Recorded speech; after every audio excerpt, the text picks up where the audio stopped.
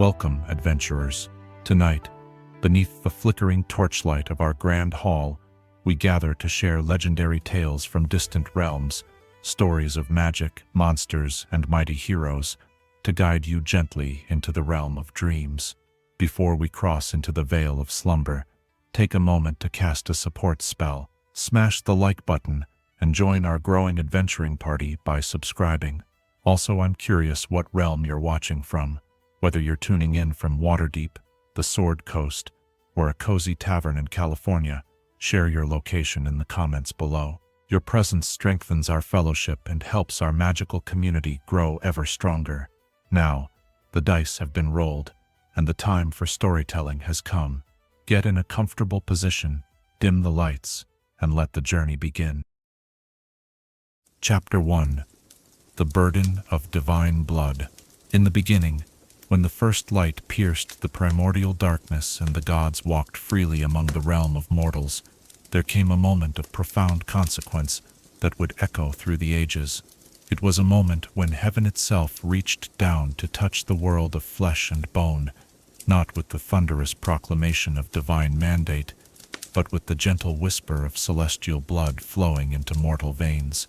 From this sacred union between the divine and the mundane arose a people forever caught between two worlds. The Aasimar, children of heaven who must walk the earth with the weight of eternity burning in their souls. To understand the tragedy and triumph of the Aasimar is to understand the very nature of divine will itself, for these beings represent the gods' greatest gamble with mortal free will. They are living contradictions, blessed with the power of heaven, yet cursed with the frailty of mortality, guided by celestial voices yet bound by earthly flesh. In their existence lies a fundamental question that has plagued theologians and philosophers since time immemorial. Can divinity truly manifest in mortality without losing its essential nature? Or does the very act of incarnation doom both the divine and the mortal to eternal struggle? The celestial realms of the upper planes exist in perfect harmony, where the eternal song of creation rings out in crystalline clarity, and the very air shimmers with divine radiance. Here, among the silver-spired cities of Mount Celestia and the golden meadows of Elysium, dwell the servants of good, angels whose existence is defined by purpose, whose every action flows from divine will, as naturally as light flows from flame.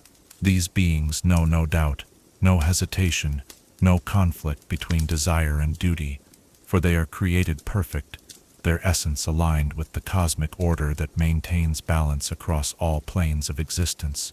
Yet, even in this realm of perfection, there came a recognition that the battle between good and evil could not be won through divine intervention alone.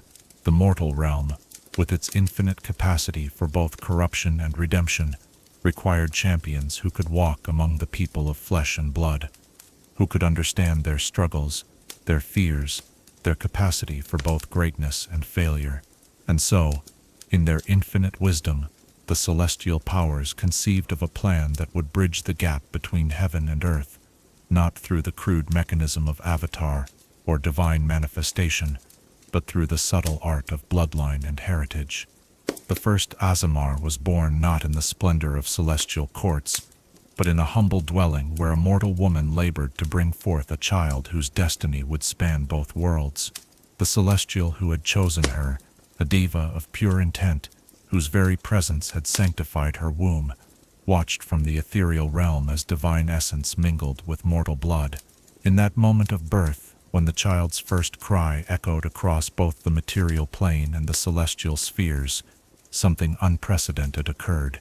The divine spark that had been carefully woven into the child's soul did not overwhelm the mortal nature, but rather created a fusion that was neither fully celestial nor entirely mortal. This child, bearing the mark of heaven in eyes that glowed with inner light and skin that seemed to radiate gentle warmth, was the first to experience the profound duality that would define all Aasimar. From the moment of awareness, the divine heritage made itself known through dreams of impossible beauty, visions of realms beyond mortal comprehension, and the constant presence of a celestial guide whose voice spoke not in words, but in the wordless language of pure intent. Yet for all this divine connection, the child was unmistakably mortal, subject to hunger, fear, doubt, and the thousand small frailties that define the human condition. The Deva, who had orchestrated this union, watched with growing fascination and concern as the child grew. Unlike the perfect obedience of celestial servants, this being possessed the terrible gift of choice. The divine blood that flowed through mortal veins did not compel righteousness, it merely provided the capacity for it. The child could choose to embrace the celestial heritage or reject it, to follow the path of light or stumble into darkness. This freedom, so alien to the ordered nature of the upper planes, represented both the greatest strength and the most dangerous weakness of the Aasimar lineage. As the first Aasimar reached maturity, the weight of divine expectation began to make itself felt. The celestial guide, speaking through dreams and moments of meditation, revealed glimpses of a greater purpose, a mission that stretched beyond personal desires or mortal concerns. Yet the revelation came not as a commandment carved in stone, but as a gentle urging, a divine suggestion that left room for refusal. This was the cruelest aspect of the Aasimar condition, to be chosen by heaven, to carry the potential for great good, yet to remain free to fail, to disappoint, to fall short of divine expectations. The burden of this knowledge proved almost unbearable. To know that one carries the hopes of celestial beings, that one's actions ripple across the planes of existence, that one's choices matter not just to oneself, but to the eternal struggle between good and evil. Such knowledge would crush most mortal minds. Yet the Aasimar are forged to bear this weight, their divine blood providing not just power, but the spiritual resilience necessary to function under such cosmic pressure. The first great test came when the young Aasimar encountered true evil for the first time, not the petty cruelties of mortal selfishness, but the profound malevolence of a creature touched by the lower planes. In that moment of confrontation, the divine blood sang with righteous fury, celestial power flowed through mortal limbs, and for the first time, the Aasimar understood the terrible responsibility that came with their heritage. The victory was swift and decisive, the evil banished with divine fire. But in the aftermath came the realization that such power could not be used lightly, that each manifestation of celestial might carried consequences that rippled across both material and spiritual realms. The Deva guide, observing this first test, felt a mixture of pride and apprehension. The child had succeeded, had proven worthy of the divine trust, yet the very success raised troubling questions. If power came so easily, if righteousness felt so natural, where was the growth, the struggle, the hard-won wisdom that made mortals such fascinating creatures? The answer came in the years that followed, as the Aasimar faced challenges that could not be resolved through divine intervention. Moral ambiguities where the path of righteousness was unclear, situations where good intentions led to tragic consequences, moments when the very certainty of divine purpose seemed like a burden rather than a blessing. It was in these trials that the true nature of the Aasimar condition revealed itself. They were not merely mortals with divine power, nor were they celestials constrained by flesh. They were something entirely new, beings who must forge their own path between heaven and earth, who must learn to balance divine purpose with mortal wisdom, who must find their own way to serve the greater good, while remaining true to their essential nature. The divine blood that flowed through their veins was not a gift that solved all problems, but a responsibility that created new ones, a heritage that demanded not blind obedience but thoughtful action. The celestial courts watched with fascination as the first Aasimar navigated these challenges, learning lessons that no purely celestial being could comprehend. Here was a creature who could sin and repent, who could fail and rise again, who could experience doubt and still choose faith. The divine experiment had succeeded beyond all expectations, creating not just a champion of good, but a being who understood both the glory and the cost of righteousness. Yet, with this success came an unexpected consequence. Other celestial beings, inspired by the first experiment, began to seek their own mortal bloodlines to bless with divine heritage. The result was a proliferation of Aasimar throughout the mortal realm, each bearing their own celestial guide, their own divine mission, their own struggle to balance the demands of heaven with the realities of earthly existence. Some proved worthy of their heritage, becoming beacons of hope in dark times. Others stumbled under the weight of expectation, their failure causing ripples of disappointment throughout the celestial hierarchy. The most tragic of these failures came when an Aasimar, overwhelmed by the constant pressure of divine expectation and the loneliness of standing apart from both mortals and celestials, chose to reject their heritage entirely.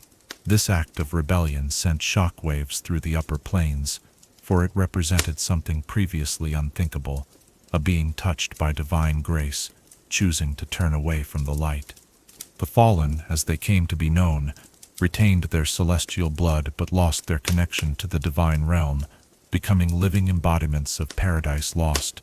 This betrayal forced the celestial powers to confront an uncomfortable truth, that free will, even when paired with divine blessing, could not guarantee righteousness. The Aasimar were not controllable agents of heaven, but independent beings whose choices could enhance or diminish the cause of good. This realization led to a profound shift in how the celestial realm approached the mortal world, moving from direct intervention toward a more subtle form of guidance and influence. The legacy of these first Aasimar echoes through the ages, their bloodlines carrying forward the divine spark that marks their descendants as children of heaven. Each new generation faces the same fundamental challenge: how to honor their celestial heritage while living authentically as mortals. Some embrace their divine nature, becoming paladins, clerics, and champions of justice. Others seek to live quiet lives, using their gifts to help in small ways, content to serve without recognition or glory. Still others struggle against their nature, viewing their divine blood as a curse rather than a blessing. In the great cities of the world, Aasimar can be found in every walk of life, their celestial heritage often hidden beneath mundane appearances. They serve as healers and judges, merchants and scholars, soldiers and artists. Some rise to positions of great influence, their divine wisdom guiding kingdoms toward prosperity and justice. Others work in obscurity, their quiet acts of kindness and mercy rippling outward in ways they may never know. All carry the same burden, the knowledge that they are watched, judged, and held to a higher standard by forces beyond mortal comprehension. The relationship between Aasimar and their celestial guides varies greatly from individual to individual.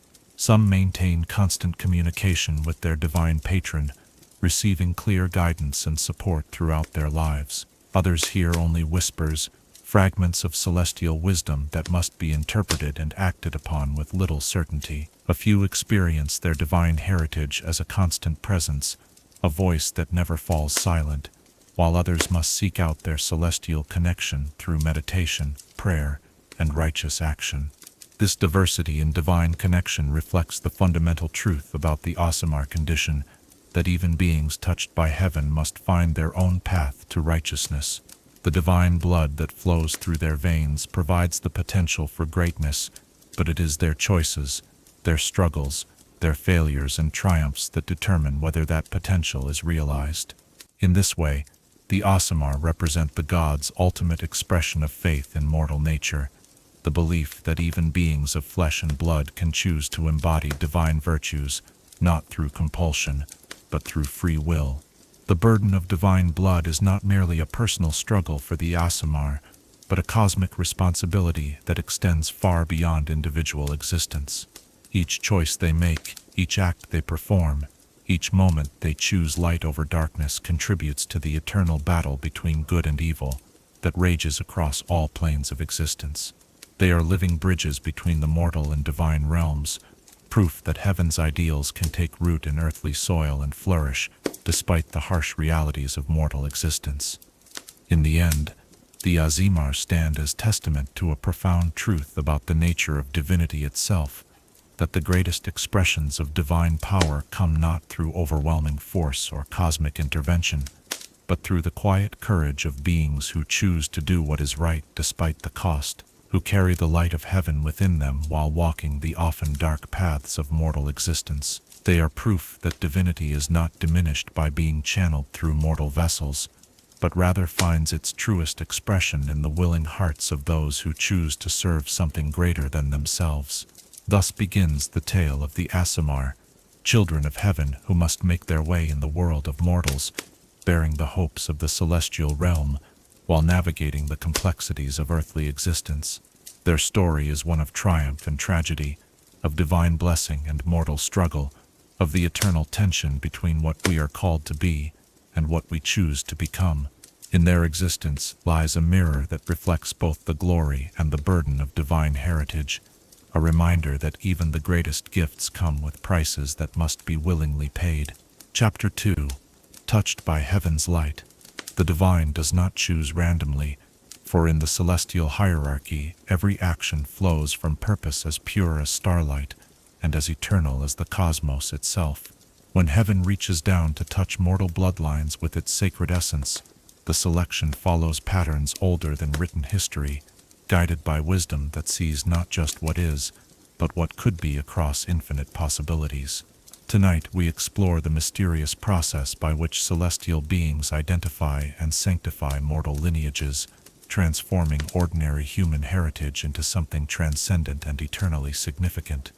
In the archives of Mount Celestia, where knowledge itself takes physical form as scrolls of living light, the records speak of the Great Choosing, a period spanning mortal centuries when the celestial powers systematically evaluated countless bloodlines across the material plane. This was not the work of a single moment or divine whim, but a careful, methodical process that required the combined wisdom of seraphim, planetars, and devas working in perfect harmony. Each potential lineage was observed across generations, studied for qualities that went far deeper than mere moral behavior or righteous intent. The Celestials sought something rarer than goodness, more precious than virtue. They sought the spark of divine potential that could bridge the gap between mortal limitation and celestial perfection. This quality, known in the celestial tongue as ethermorn, roughly translates to the capacity to hold heaven's fire without being consumed. It manifested not in moments of triumph or glory, but in the quiet choices made when no one was watching, in the sacrifices offered without hope of recognition, in the unwavering commitment to principle even when principle demanded terrible personal cost. The first recorded choosing involved a mortal woman named Lyrelai, a healer in a plague-ravaged village who had spent her life savings on medicines for those who could never repay her. As she knelt beside the deathbed of a child whose parents had already succumbed to the disease, her tears fell, not from despair, but from frustration that her mortal limitations prevented her from saving more lives.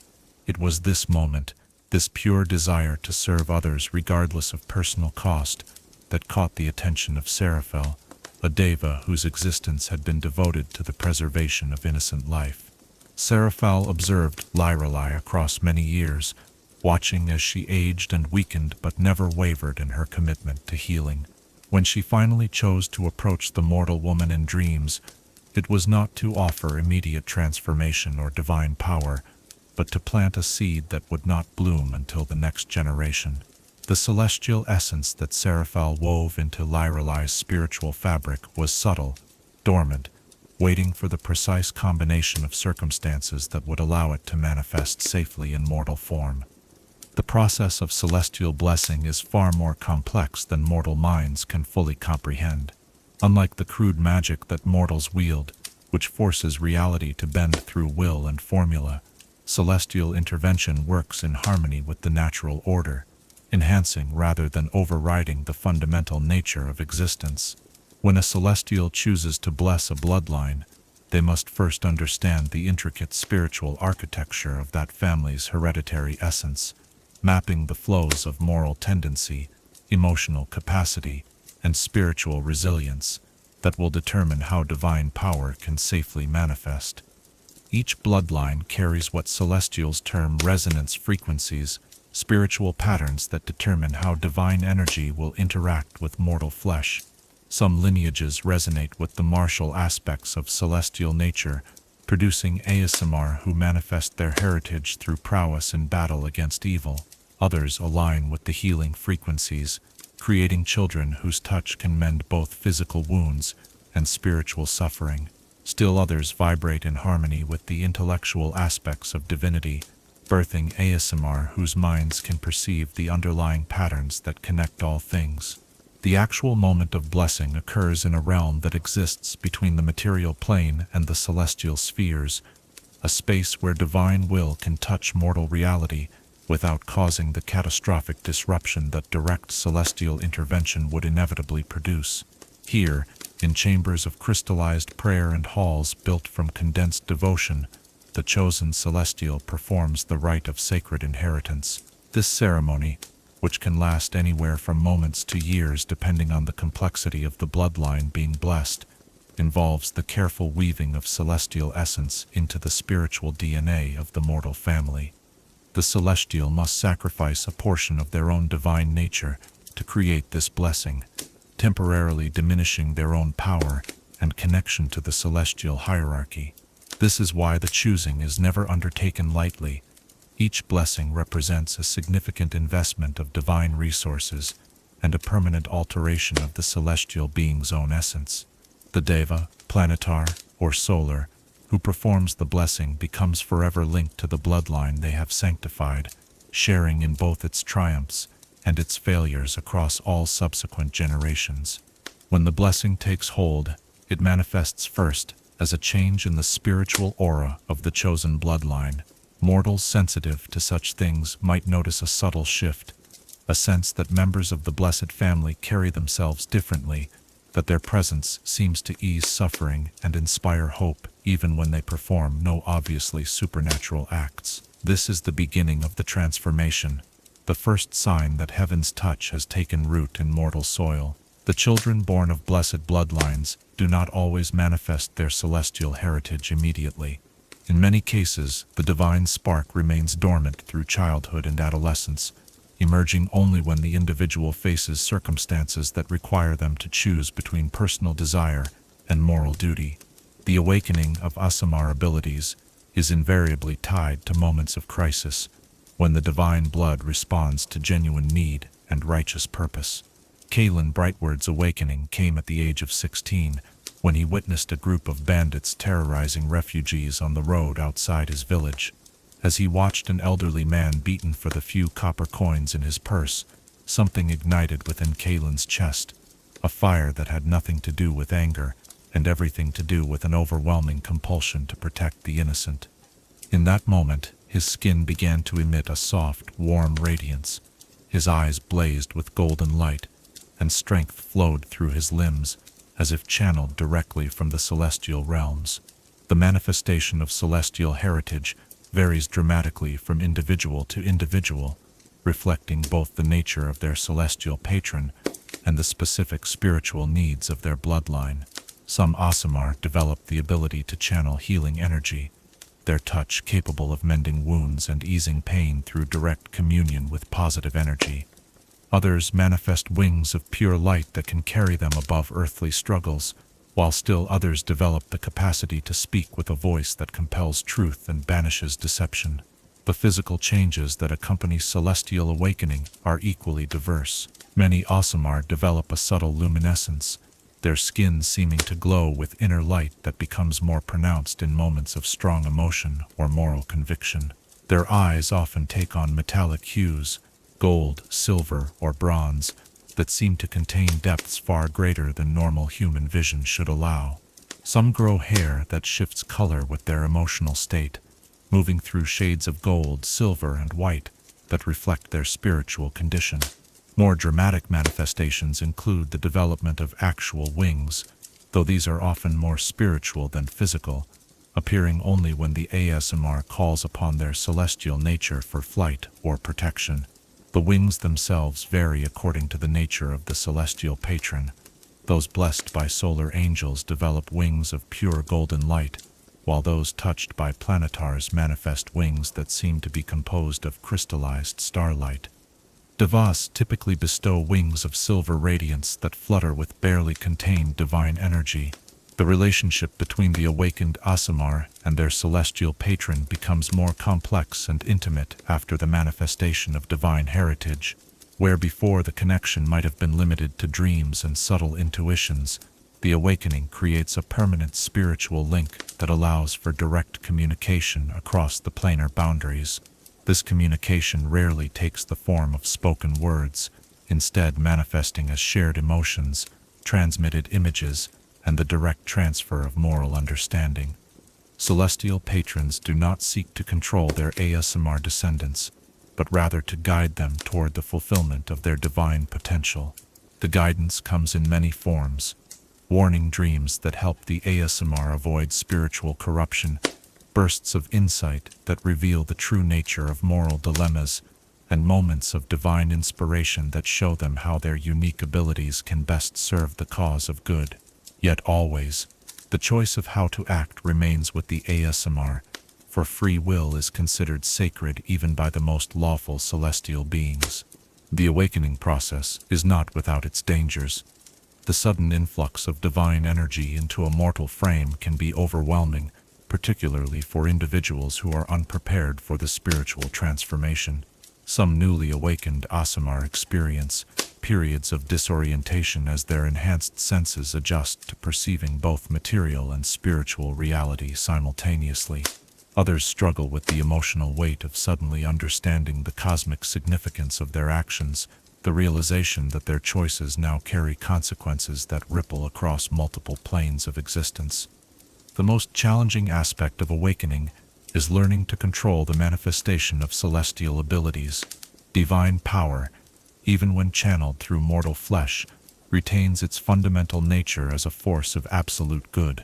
This means that Aasimar abilities tend to activate automatically in response to evil or injustice, regardless of whether the situation calls for such intervention. Young Aasimar often find their powers manifesting at inappropriate times, healing light emanating from their hands during casual conversation, wings of light unfurling in moments of excitement, or their voice carrying supernatural authority when they merely intended to ask for directions. Master control over their celestial heritage requires years of practice and meditation, often guided by experienced mentors who understand the unique challenges of balancing divine power with mortal discretion. Many Aasimar seek training in temples dedicated to good-aligned deities, where priests and paladins can provide practical advice on managing supernatural abilities within mortal society. Others find guidance through communion with their celestial patron, learning control through direct spiritual instruction that transcends normal teaching methods. The social implications of celestial awakening can be profound and sometimes problematic. While most people view Aasimar with a mixture of awe and reverence, others react with suspicion or fear, particularly in communities where divine magic is viewed with mistrust. The visible manifestations of celestial heritage, the glowing skin, metallic eyes, and occasional appearance of wings, mark Aasimar as fundamentally different from ordinary mortals, creating both opportunities and obstacles in their daily lives. Some Aasimar find that their divine nature opens doors, granting them positions of respect and authority within religious or political hierarchies. Temples welcome them as living proof of divine favor. Nobles seek their counsel on matters of justice and morality, and common folk often treat them as sources of blessing and protection. Yet this reverence can become a burden, as people expect Aasimar to be paragons of virtue who never struggle with doubt, temptation, or moral ambiguity. Others experience the opposite reaction, finding themselves ostracized by communities that view their divine heritage as a threat to established power structures or religious orthodoxy. In lands where evil holds sway, Aasimar may face active persecution, their very existence serving as a reminder of divine judgment that corrupt rulers prefer to ignore. Even in neutral territories, the presence of an obviously celestial being can disrupt social dynamics and create tensions that force the Aasimar to choose between concealing their nature and accepting isolation. The process of learning to navigate mortal society while manifesting celestial heritage creates unique challenges that purely mortal or purely celestial beings cannot fully understand. Aasimar must develop skills that have no equivalent in normal human experience, learning to suppress their natural radiance when stealth is required, moderating their voice to avoid accidentally compelling others to honesty, and restraining their healing abilities when helping someone might draw unwanted attention to their divine nature. The awakening of celestial heritage also brings with it an enhanced perception of moral truth that can be both blessing and curse. Awakened Aasimar can sense the spiritual condition of those around them, perceiving the strength of their moral convictions, the presence of evil intentions, and the degree to which they have been touched by corruption or blessing. This ability provides valuable insight, but can also be overwhelming, particularly when surrounded by individuals whose moral complexity defies simple categorization. Perhaps most challenging is the Aasimar's enhanced sensitivity to evil and suffering, where mortals might walk past injustice without fully comprehending its spiritual weight. Aasimar experience evil as a physical sensation, a burning in their celestial blood that demands action regardless of personal convenience or safety. This compulsion to confront wickedness wherever it is found can place Aasimar in constant danger, as their divine nature drives them to challenge corrupt authorities, confront dangerous criminals, and intervene in situations that prudent mortals would avoid. The celestial patrons who created the Aasimar bloodlines watch their descendants' struggles with a mixture of pride and concern. They take joy in seeing their divine essence manifested in acts of heroism and compassion, yet they also understand that the path they have set their mortal children upon is fraught with difficulties that purely celestial beings are ill-equipped to fully comprehend. The patrons provide what guidance they can, but they must also respect the fundamental freedom that makes their Aasimar descendants capable of choices that purely celestial beings cannot make. In the great tapestry of existence, the awakening of each Aasimar represents a victory for the forces of good, proof that divine light can take root and flourish even in the imperfect soil of mortal reality. Yet it also represents a gamble, for with divine heritage comes divine responsibility, and not all who are touched by heaven prove worthy of the trust that has been placed in them. The process of celestial blessing creates beings of tremendous potential, but potential alone does not guarantee righteousness. Only choice can transform divine gift into moral triumph.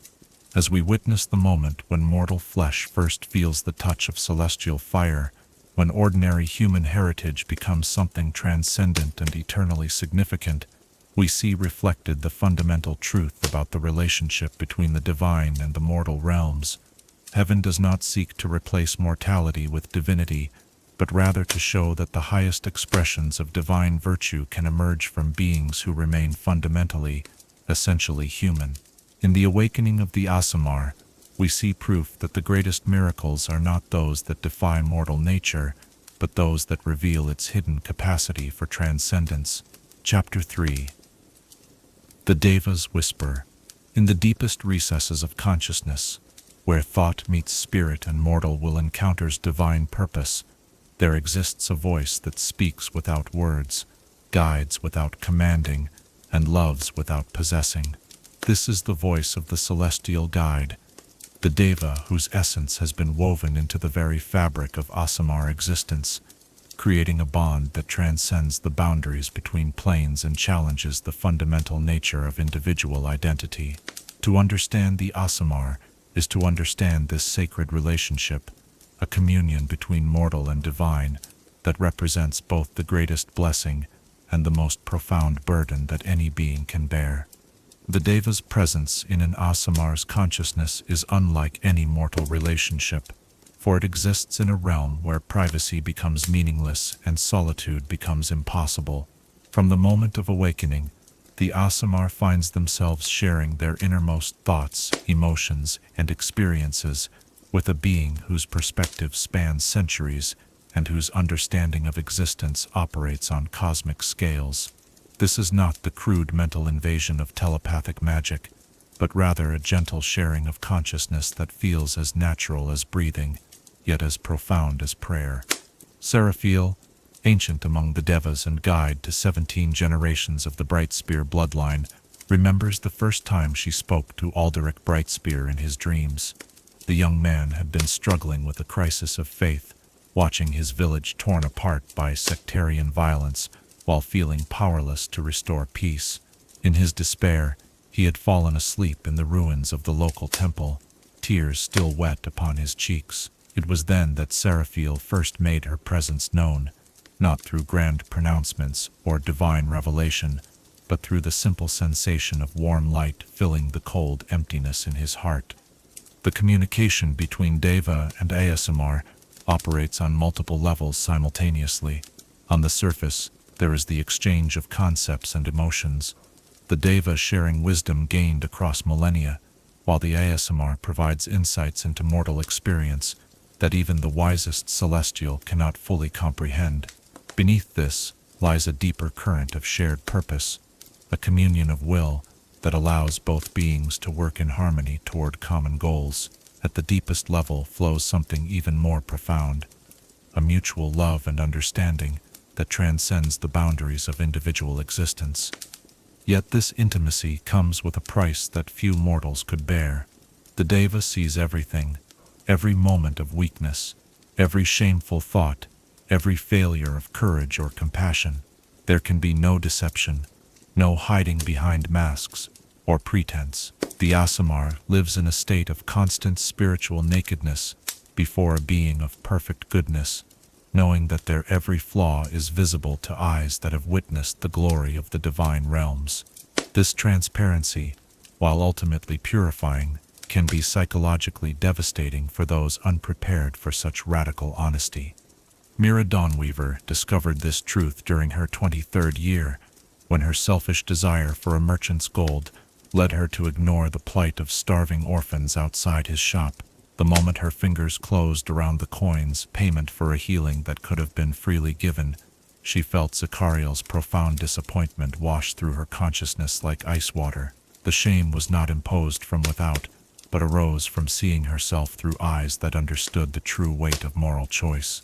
In that moment, she experienced not condemnation but the far more painful sensation of divine sadness, the grief of a celestial being watching beloved mortal potential waste itself on petty concerns. The guidance provided by Devas is rarely direct, for they understand that true growth comes through struggle and choice rather than blind obedience. Instead of issuing commands, they offer perspective, showing their Aasimar the broader consequences of potential actions, revealing the connections between seemingly isolated events, and illuminating the moral principles that should guide decision-making. A Deva might share a vision of how a single act of kindness ripples outward through time, touching lives across generations, or reveal how apparent victory can lead to spiritual defeat if achieved through compromised means. This indirect approach often frustrates Aasimar, who yearn for clear direction in moments of crisis. When Gareth Stormheart faced the choice between saving his beloved sister or stopping a cult from summoning a demon, his guide Uriel offered no simple answer. Instead, the Deva shared the anguish of similar choices faced by countless heroes throughout history, helping Gareth understand that some decisions cannot be made through divine wisdom alone, but must emerge from the deepest convictions of the mortal heart. The burden of choice remained entirely with Gareth, but he faced it equipped with the accumulated wisdom of ages.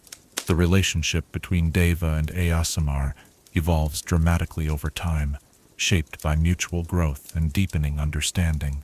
In the early years following awakening, the connection often feels overwhelming, with the Aasimar struggling to maintain their sense of individual identity while sharing consciousness with a being of vast experience and perspective.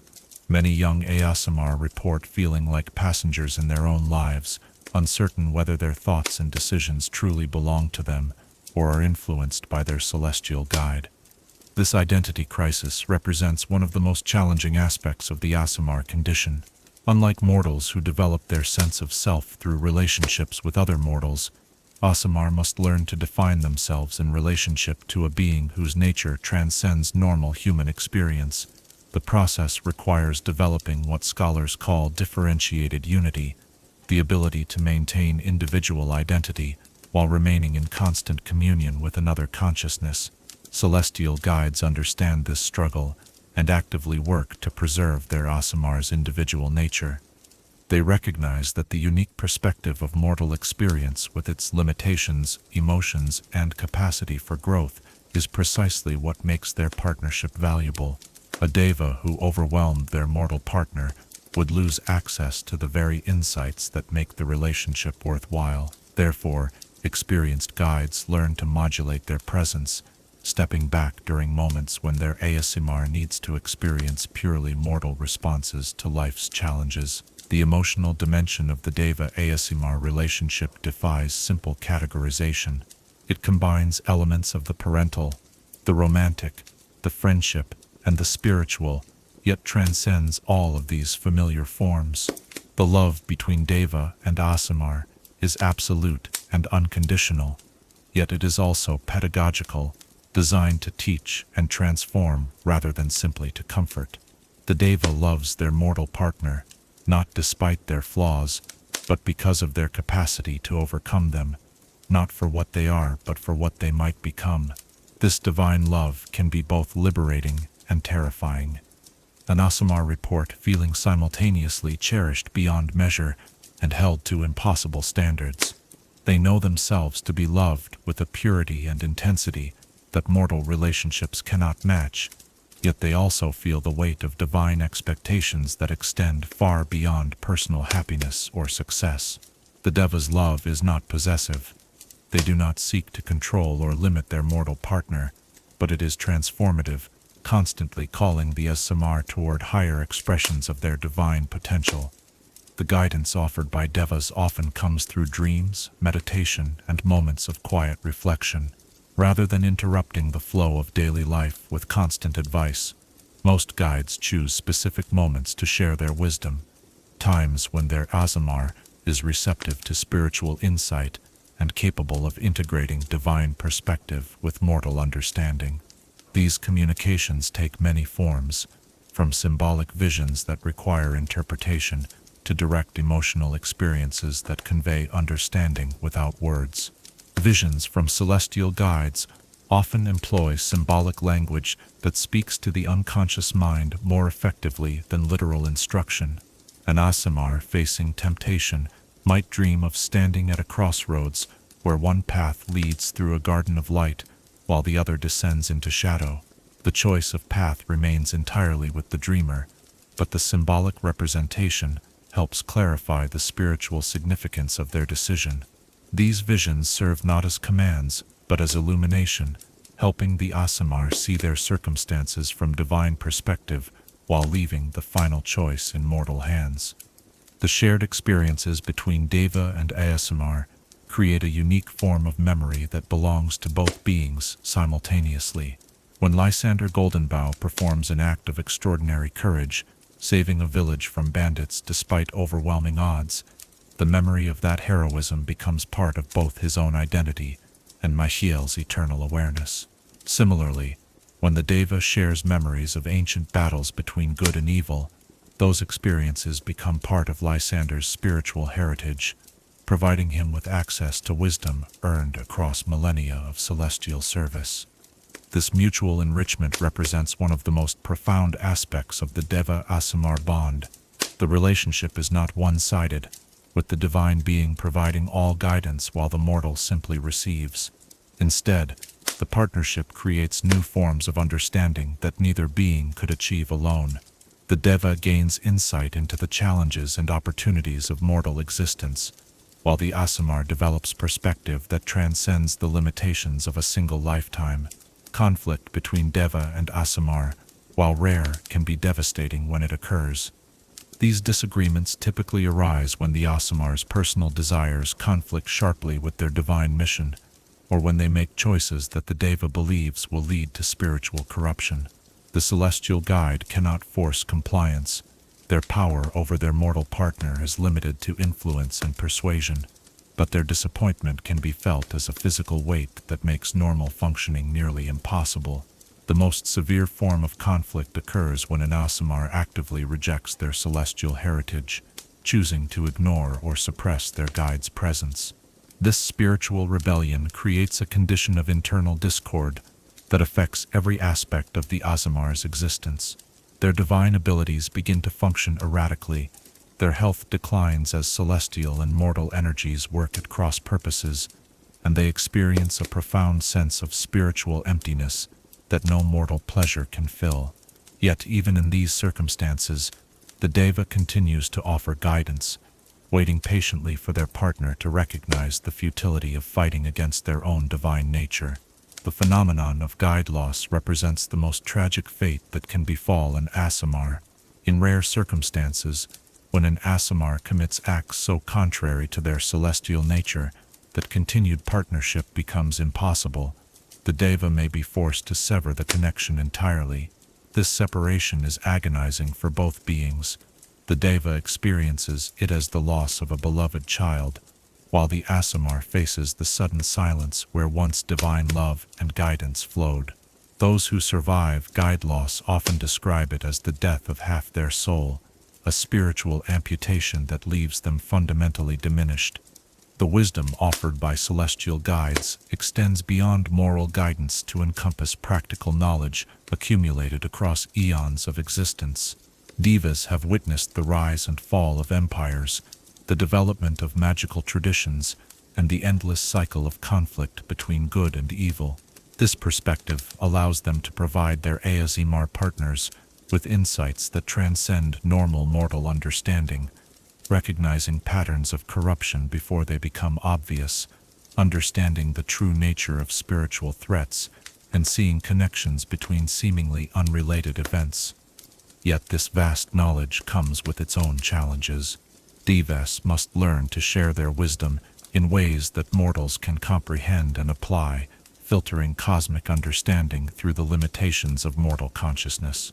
They must resist the temptation to overwhelm their partners with information beyond their capacity to process, instead offering insights at precisely the moments when they can be most effectively utilized. This requires not just wisdom but also profound empathy, the ability to understand and work within the constraints of mortal existence. The relationship between Deva and Aasimar also serves as a bridge between the celestial and mortal realms, allowing both planes of existence to benefit from increased understanding and cooperation.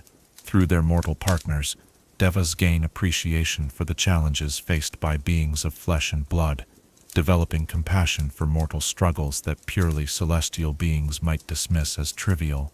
This understanding influences celestial policy toward the mortal realm, encouraging more nuanced and effective approaches to the eternal battle against evil.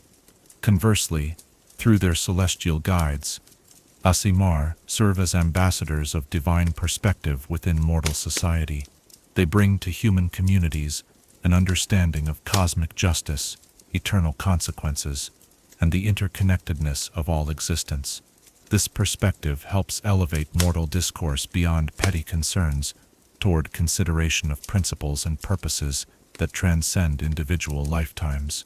In this way, the Deva-Aasimar partnership serves not just the individuals involved, but the broader cause of good throughout the multiverse. The death of an Aasimar presents unique challenges for their celestial guide. Unlike the clean separation that occurs when a purely mortal being dies, the passing of an Aasimar involves the return of divine essence to the celestial realm, carrying with it all the experiences and wisdom gained through mortal existence. The Deva must integrate these memories and insights into their own eternal consciousness, a process that changes them in subtle but permanent ways. Each partnership leaves the celestial guide slightly different than before, enriched by the unique perspective of their mortal partner. Some Devas, particularly those who have guided many generations of a bloodline, develop what can only be described as a collective consciousness of mortal experience. They carry within themselves the accumulated wisdom of dozens of human lives, understanding patterns of growth, struggle, and triumph that span centuries. This accumulated insight makes them increasingly effective guides, capable of providing precisely the right wisdom at exactly the right moment to help their current partner navigate the challenges of divine heritage in mortal form. The legacy of each Deva-Aasimar partnership extends far beyond the lifetime of the individuals involved. The relationship creates ripples that spread throughout both the celestial and mortal realms, influencing other partnerships and contributing to the ongoing evolution of divine-mortal cooperation. Successful partnerships become models for others, while failures provide lessons that help prevent similar tragedies in future generations. In this way, each individual relationship contributes to the broader understanding of how divine and mortal natures can work together in harmony. As we contemplate the profound intimacy of the Deva's whisper in the Aasimar's consciousness, we see reflected the fundamental longing that drives all spiritual seeking, the desire to transcend the isolation of individual existence and connect with something greater than ourselves. Yet we also see the price of such transcendence, the loss of simple privacy, the burden of constant moral scrutiny, and the responsibility of living up to divine expectations. In the end, the Deva's whisper represents both the greatest gift and the heaviest burden that any mortal can bear, the voice of eternity speaking love and wisdom into the temporal heart, forever calling it toward its highest possible expression. Chapter 4. Scourge of Divine Wrath. Righteous anger is the most dangerous emotion a mortal heart can harbor, for while mortal rage burns bright and quickly fades, divine fury burns with the intensity of stars and the duration of eternity. When celestial wrath flows through mortal veins, it creates beings of terrible purpose whose very existence becomes a weapon against the forces of evil. These are the Scourge, Aasimar, children of heaven who have chosen to become instruments of divine retribution, trading the gentle guidance of their celestial heritage for the consuming fire of cosmic justice. The path of the Scourge begins not with corruption but with confrontation, a moment when an Aasimar witnesses evil so profound, so absolute in its malevolence, that their divine blood ignites with fury that transcends mortal understanding. Unlike the measured response of their protector cousins or the balanced approach of standard Aasimar, the Scourge embraces wrath as a sacred calling, allowing divine anger to reshape their very essence until they become living conduits of celestial vengeance. Kale Ashbringer's transformation began on the night his village burned. He had been away, studying ancient texts in a monastery dedicated to preserving knowledge, when raiders bearing the mark of Orcus descended upon his home like a plague of locusts. When he returned 3 days later, he found nothing but ash and bone, the charred remains of everyone he had ever loved, arranged in blasphemous patterns meant to mock the gods themselves. In that moment, as he knelt among the desecrated graves of his family, something fundamental changed within his divine essence. The celestial blood that had once whispered gentle guidance now roared with the voice of cosmic justice demanding satisfaction. His Deva guide, Raziel the Purifier, who had previously counseled patience and measured response, suddenly spoke with words of fire and judgment. The transformation was not gradual but instantaneous, a divine metamorphosis that rewrote the fundamental nature of Kale's celestial heritage. Where once his skin had glowed with warm golden light, it now radiated with the harsh brilliance of burning silver. His eyes, previously the soft brown of rich earth, blazed with the white-hot intensity of forge fires. The Scourge transformation represents one of the most dramatic manifestations of Aasimar heritage, fundamentally altering not just the individual's abilities, but their entire relationship with divine power. Where Protector Aasimar channels celestial energy as a healing force and standard, Aasimar maintain balance between their mortal and divine natures. Scourge Aasimar become vessels for the destructive aspects of cosmic good, the terrible necessity of purging evil through force when all other methods have failed. This metamorphosis extends far beyond physical changes to encompass the very core of the Aasimar's being. Their divine abilities shift from creation to destruction, from healing to harming, from protection to punishment. A Scourge, Aasimar's touch can burn evil flesh like acid. Their voice can shatter unholy artifacts with sonic force that resonates across multiple planes. and their presence alone can cause demons and devils to experience physical pain simply by existing in proximity to such concentrated divine wrath. The celestial guides of Scourge Aasimar undergo their own transformation during this process. Devas, who had previously embodied mercy and compassion, find themselves channeling the more militant aspects of celestial nature. They retain their fundamental goodness, but express it through the lens of divine justice rather than divine mercy. These transformed guides speak less of forgiveness and more of accountability, less of redemption and more of necessary destruction. They become counselors of war rather than teachers of peace, though their ultimate goal remains the protection of innocence and the preservation of good. Seraphiel the Vengeful, guide to the Ironforge bloodline, experienced this transformation when her third-generation charge witnessed the systematic torture of children by a cult seeking to power their dark rituals with innocent suffering. The Devas' essence crystallized around a single burning conviction that some evils are so absolute they forfeit any claim to mercy or redemption. From that moment forward, her guidance focused not on finding peaceful solutions, but on developing the most effective methods for completely destroying those who would harm the innocent. The abilities manifested by Scourge Aasimar reflect the nature of divine wrath made manifest in mortal form. Their radiant damage becomes more intense and focused, capable of burning through magical protections and resistance that would normally shield creatures from celestial power. They develop the capacity to channel pure destructive energy through weapons, causing ordinary steel to burn with divine fire that can wound beings normally immune to physical harm. Their very blood becomes a weapon. When spilled, it ignites with such intensity that it can melt metal and stone. Most distinctive among Scourge abilities is the Radiant Consumption, a state of divine fury so intense that the Aasimar's body becomes a beacon of destructive light that damages all evil creatures within its radius.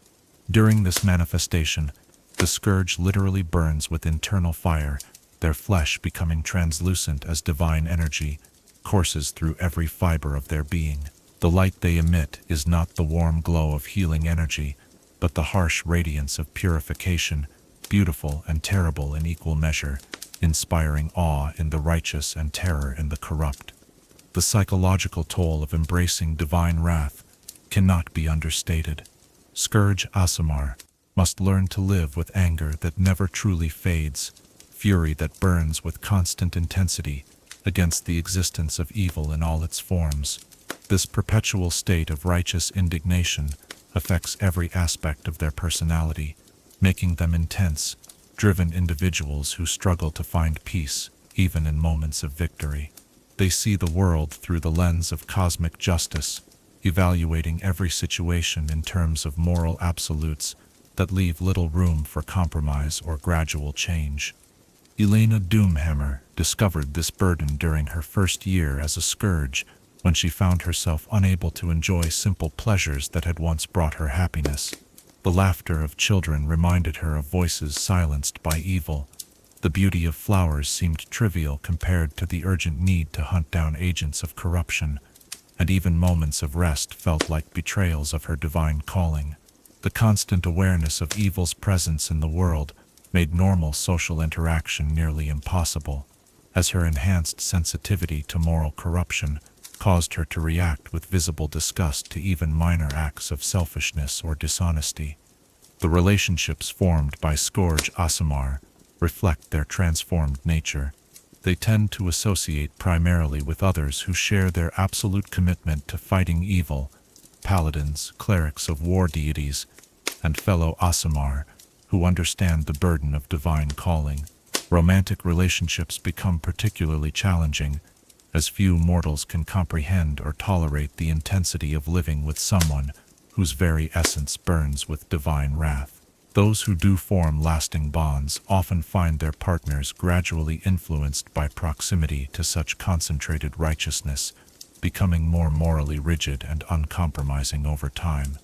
The tactical applications of Scourge abilities make them valuable allies in the eternal war against evil, but their methods often put them at odds with more moderate forces of good. where a protector, Aasimar, might seek to redeem a fallen paladin through patient counseling and spiritual healing, a Scourge would more likely advocate for immediate execution to prevent further corruption. This difference in approach can create tension within groups dedicated to fighting evil, as Scourge Aasimar prioritize efficiency and certainty over the possibility of redemption. Military commanders who have worked with Scourge Aasimar describe them as devastating weapons against demonic and undead forces, capable of clearing battlefields of lesser evil creatures through sheer radiant presence. However, they also note the challenges of incorporating such beings into broader strategic planning, as Scourge Aasimar have difficulty restraining their destructive impulses when facing evil opponents. They tend to escalate conflicts toward total destruction, rather than seeking tactical advantages or strategic positioning. The spiritual development of Scourge Aasimar follows a unique trajectory that diverges significantly from that of their cousins. Where other Aasimar learn to balance their divine and mortal natures, Scourge gradually subsume their mortal aspects into their celestial identity. Over time, they become less human and more like mortal incarnations of divine wrath, beings whose every thought and action serves the singular purpose of destroying evil wherever it might be found. This gradual transformation often culminates in what scholars call ascendant fury, a state where the Scourge becomes so thoroughly aligned with divine wrath that they begin to take on characteristics of their celestial guide. Their appearance becomes increasingly otherworldly, with features that blend mortal and celestial traits in ways that mark them as beings apart from normal humanity. Some develop voices that carry the harmonics of celestial speech, while others manifest auras of power that cause evil creatures to flee without even witnessing their abilities. The ultimate expression of Scourge development is the phenomenon known as divine immolation, a transformation so complete that the boundary between Aasimar and celestial guide dissolves entirely. In these rare cases, the mortal vessel becomes a perfect conduit for divine wrath, gaining power comparable to powerful celestial beings, but losing much of what made them recognizably mortal. These transformed Scourge often leave the material plane entirely, ascending to serve as agents of divine justice across the multiverse. The price of such transformation is the gradual loss of empathy for mortal weakness and the capacity to understand perspectives that do not align with absolute moral clarity. Advanced Scourge Aasimar often struggle to comprehend why others might choose compromise over confrontation, mercy over justice, or gradual change over immediate purification. This limitation makes them less effective at tasks requiring diplomatic subtlety or cultural sensitivity, though their unwavering commitment to righteousness makes them invaluable in situations where moral clarity is essential. The legends surrounding famous Scourge Aasimar often emphasize their role as divine instruments rather than individual heroes. They are remembered not for personal achievements or character development, but for the evil they destroyed and the justice they delivered. Their stories serve as both inspiration and warning, proof that divine power can accomplish incredible good while demonstrating the personal costs of becoming a weapon in service to cosmic justice. Ran the Purifier, perhaps the most famous Scourge in recorded history, spent 40 years hunting down the cult responsible for the Silver Moon Massacre. His relentless pursuit took him across continents and into the depths of the abyss itself, where he battled demon lords in their own domains to prevent their influence from reaching the material plane. When he finally cornered the cult's leader, witnesses reported that the confrontation lasted only moments. Theron's divine wrath had become so concentrated that his mere presence was enough to destroy a being that had terrorized entire kingdoms for decades. Yet the cost of this victory was profound. By the end of his quest, Theron had become something barely recognizable as the village blacksmith who had begun the hunt. His transformation was so complete that when he returned to mortal lands, children fled from his presence, and even his former allies struggled to meet his gaze. The divine wrath that had made him such an effective weapon against evil had consumed everything soft and gentle in his nature, leaving behind a being of perfect justice but terrible loneliness. The theological implications of Scourge Aasimar raise challenging questions about the nature of good and the methods by which it should be pursued. Their existence proves that divine power can manifest through destructive as well as creative means, that righteous anger has its place in cosmic order, and that sometimes mercy must yield to justice for the greater good to prevail. Yet their personal tragedies also demonstrate that becoming a perfect instrument of divine will requires sacrificing much that makes mortal existence meaningful and joyful. The relationship between Scourge, Aasimar, and other forces of good remains complex and sometimes strained. Temples dedicated to merciful deities often view them with unease, appreciating their effectiveness against evil while remaining troubled by their methods and intensity. Paladins of more moderate orders sometimes struggle to work alongside Scourge, finding their absolute approach to justice difficult to reconcile with oaths that emphasize protection and redemption alongside the destruction of evil. Yet in the darkest hours, when evil seems ascendant and gentler methods have failed, even the most peace-loving servants of good acknowledge the necessity of the Scourge path. They serve as proof that divine power includes the capacity for righteous destruction, that cosmic justice demands not just the protection of innocence, but the active elimination of those who would corrupt or destroy it. In their burning eyes and terrible purpose, we see reflected the aspect of divinity that demands accountability and brooks no compromise with evil. The legacy of each Scourge Aasimar extends far beyond their individual achievements to encompass the broader message their existence conveys about the nature of divine justice. They serve as living reminders that good is not passive, that righteousness includes the willingness to fight for principles rather than simply hoping for the best. Their stories inspire those who face overwhelming evil to stand firm in their convictions, knowing that divine power supports those who refuse to compromise with corruption. As we witness the terrible beauty of divine wrath made manifest in mortal form, we see both the necessity and the tragedy of absolute justice.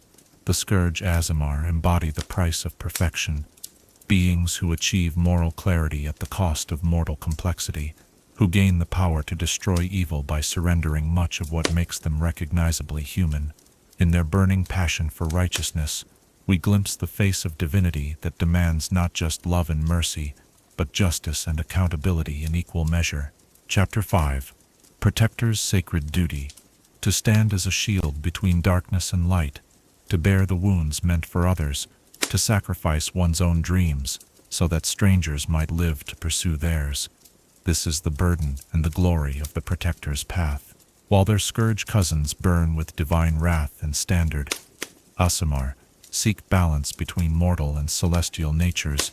Protector Aasimar embody the defensive aspects of divine love, becoming living bulwarks against the forces that would corrupt, consume, or destroy the innocent. Their calling is perhaps the most selfless of all celestial paths, demanding not the dramatic satisfaction of defeating evil, but the quiet heroism of preventing harm before it can take root.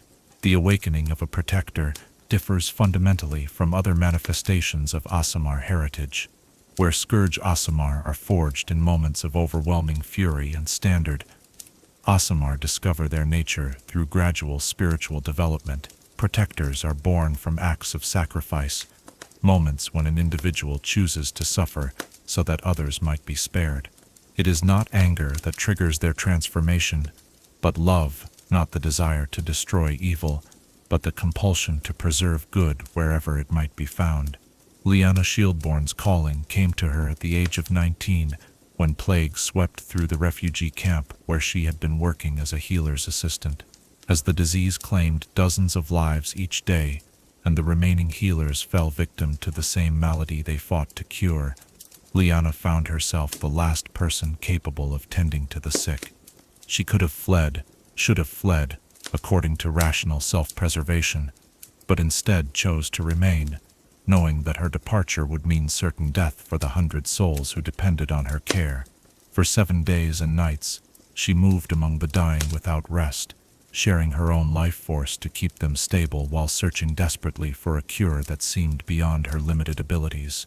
On the 8th morning, as exhaustion finally claimed her consciousness, her celestial heritage awakened, not with fire or fury, but with a gentle warmth that spread from her heart to encompass every person in the camp. When she opened her eyes, the plague had been banished, the dying had been healed, and her skin glowed with the soft radiance that would mark her as a protector for the rest of her days. The celestial guides who patron Protector Aasimar are themselves specialists in defensive divine power, beings whose existence has been dedicated to preserving rather than destroying, to nurturing rather than purging. These Devas, often called guardians or wardens in celestial hierarchy, embody aspects of divine love that prioritize the protection of innocence above all other considerations. Their guidance focuses not on developing offensive capabilities, but on maximizing the protector's ability to shield, heal, and sustain those who cannot defend themselves. Raphael, the merciful, guide to the Dawnbreaker bloodline, exemplifies the protective approach to celestial intervention. Rather than sharing visions of cosmic justice or divine wrath, Raphael's communications emphasize the sacred nature of life itself, the precious fragility of mortal existence, and the infinite value of preventing suffering rather than avenging it. His guidance teaches that every life saved, every moment of pain prevented, every act of mercy shown reverberates through the cosmic order with greater impact than the most spectacular displays of divine power. The abilities manifested by Protector Aasimar reflect their defensive calling in every aspect. Their healing powers operate not through the dramatic restoration favored by divine magic, but through sustained regeneration that can maintain life even under the most adverse conditions. They develop what scholars term sympathetic suffering, the ability to absorb damage intended for others, literally taking wounds upon themselves to spare those under their protection. This power extends beyond physical harm to encompass spiritual and emotional damage, allowing protectors to shield others from despair, corruption, and magical influence. Most distinctive among protector abilities is the manifestation of the Radiant Aegis, a protective aura that surrounds the Aasimar and extends to cover allies within their immediate vicinity. This divine shield does not simply deflect attacks, but actively transforms harmful energy into beneficial force, converting the damage meant to cause pain into healing power that strengthens those it was meant to weaken. Witnesses describe the sight of arrows dissolving into motes of golden light, swords turning to harmless illumination upon contact, and even powerful spells being absorbed and redirected as waves of restoration. The psychological profile of Protector Aasimar differs markedly from their cousins, shaped by a fundamental orientation toward preservation rather than transformation or destruction. They tend to be nurturing, empathetic individuals who experience genuine physical distress when witnessing suffering they cannot prevent. This hypersensitivity to pain, both their own and that of others, drives them to develop remarkable pain tolerance and emotional resilience, as they must learn to function effectively while constantly absorbing the anguish of those around them. Marcus Goldheart, a protector serving in the war-torn borderlands, discovered the full extent of this burden during the Siege of Ironhold. As the only defender capable of maintaining healing magic under sustained assault, he found himself not just tending physical wounds, but absorbing the terror, despair, and anguish of hundreds of refugees trapped within the city walls. By the battle's end, he had prevented countless deaths and maintained morale through the darkest hours, but the accumulated emotional trauma left him unable to experience joy for months afterward. The relationships formed by Protector Aasimar often follow patterns of caretaking and responsibility that can become both blessing and burden. They naturally attract individuals who need healing, protection, or guidance, creating networks of dependency that can limit their personal freedom while providing deep satisfaction through service to others. Romantic relationships prove particularly complex, as potential partners must compete with the protector's calling to serve all who need their aid, understanding that they will never be the sole focus of their beloved's attention. The tactical applications of protector abilities make them invaluable in defensive situations, but can create strategic challenges in offensive operations. Their powers work best when they can establish defensive positions and maintain them over extended periods, creating zones of safety where allies can regroup, recover, and plan their next moves. However, their reluctance to cause harm and their instinctive need to protect even enemies who show signs of suffering can complicate military objectives that require decisive action against opponents. Field commanders who have worked with Protector Aasimar praise their ability to maintain unit cohesion and fighting effectiveness under adverse conditions. A single protector can keep an entire company operational through battles that would otherwise result in massive casualties, their presence allowing forces to take tactical risks that would be suicidal without such protection. However, these same commanders note the challenges of incorporating protectors into assault operations, where their protective instincts can conflict with necessary aggression. The spiritual development of Protector Aasimar follows a trajectory toward ever greater self-sacrifice and expanded capacity for empathy. Unlike Scourge Aasimar, who gradually subsume their mortal nature into divine wrath, protectors develop heightened sensitivity to mortal suffering that makes their human experiences more intense rather than less. They become better at understanding pain, fear, and vulnerability, using this knowledge to provide more effective comfort and protection to those in need. This development often culminates in what scholars call universal empathy, a state where the protector becomes so attuned to suffering that they can sense pain across vast distances and respond to threats before they become apparent to normal observation. Advanced protectors report experiencing dreams that reveal dangers facing strangers in distant lands, compelling them to undertake journeys to provide aid to people they have never met, but whose suffering calls to them across the barriers of space and time. The most profound expression of protector development is the phenomenon known as divine sacrifice, a transformation where the Aasimar becomes willing to surrender their own life force to preserve others, potentially giving up their mortal existence to prevent catastrophic loss of innocent life. Unlike the ascension experienced by advanced Scourge Aasimar, this sacrifice does not lead to increased power but to dissolution, the protector's essence spreading out to create permanent wards and protective influences that continue to shield an area long after their physical death. Saint Celeste the Eternal, whose sacrifice created the protective barriers that still defend the city of Haven's Rest 3 centuries after her death, exemplifies this ultimate expression of the protector path.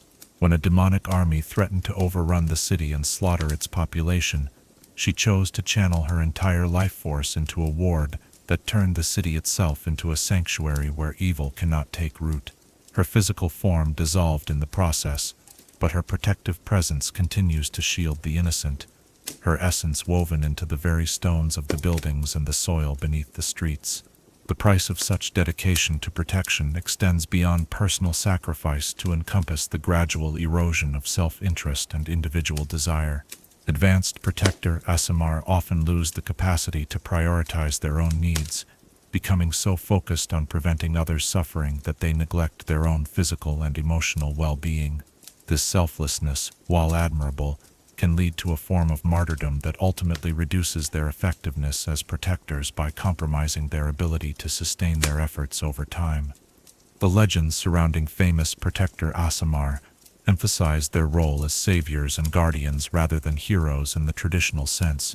They are remembered not for enemies defeated or treasures won, but for lives preserved, disasters averted, and suffering prevented. Their stories serve as testimonies to the power of defensive love, proving that sometimes the greatest victories are those that prevent battles from occurring rather than winning them through force. The theological implications of Protector Aasimar challenge common assumptions about the nature of heroism and divine service. Their existence demonstrates that divine power can manifest through preservation as effectively as through destruction, that preventing harm can be more important than punishing wrongdoing, and that the quiet maintenance of peace may require greater strength than the dramatic restoration of justice. They embody aspects of divinity that prioritize life over law, mercy over judgment, and love over righteousness. The relationship between Protector Aasimar and other forces of good is generally harmonious, as their defensive nature makes them valued allies without creating the tensions that sometimes surround their Scourge cousins. Temples of healing deities welcome them as living embodiments of divine mercy, while military organizations appreciate their ability to maintain forces under conditions that would otherwise prove unsustainable.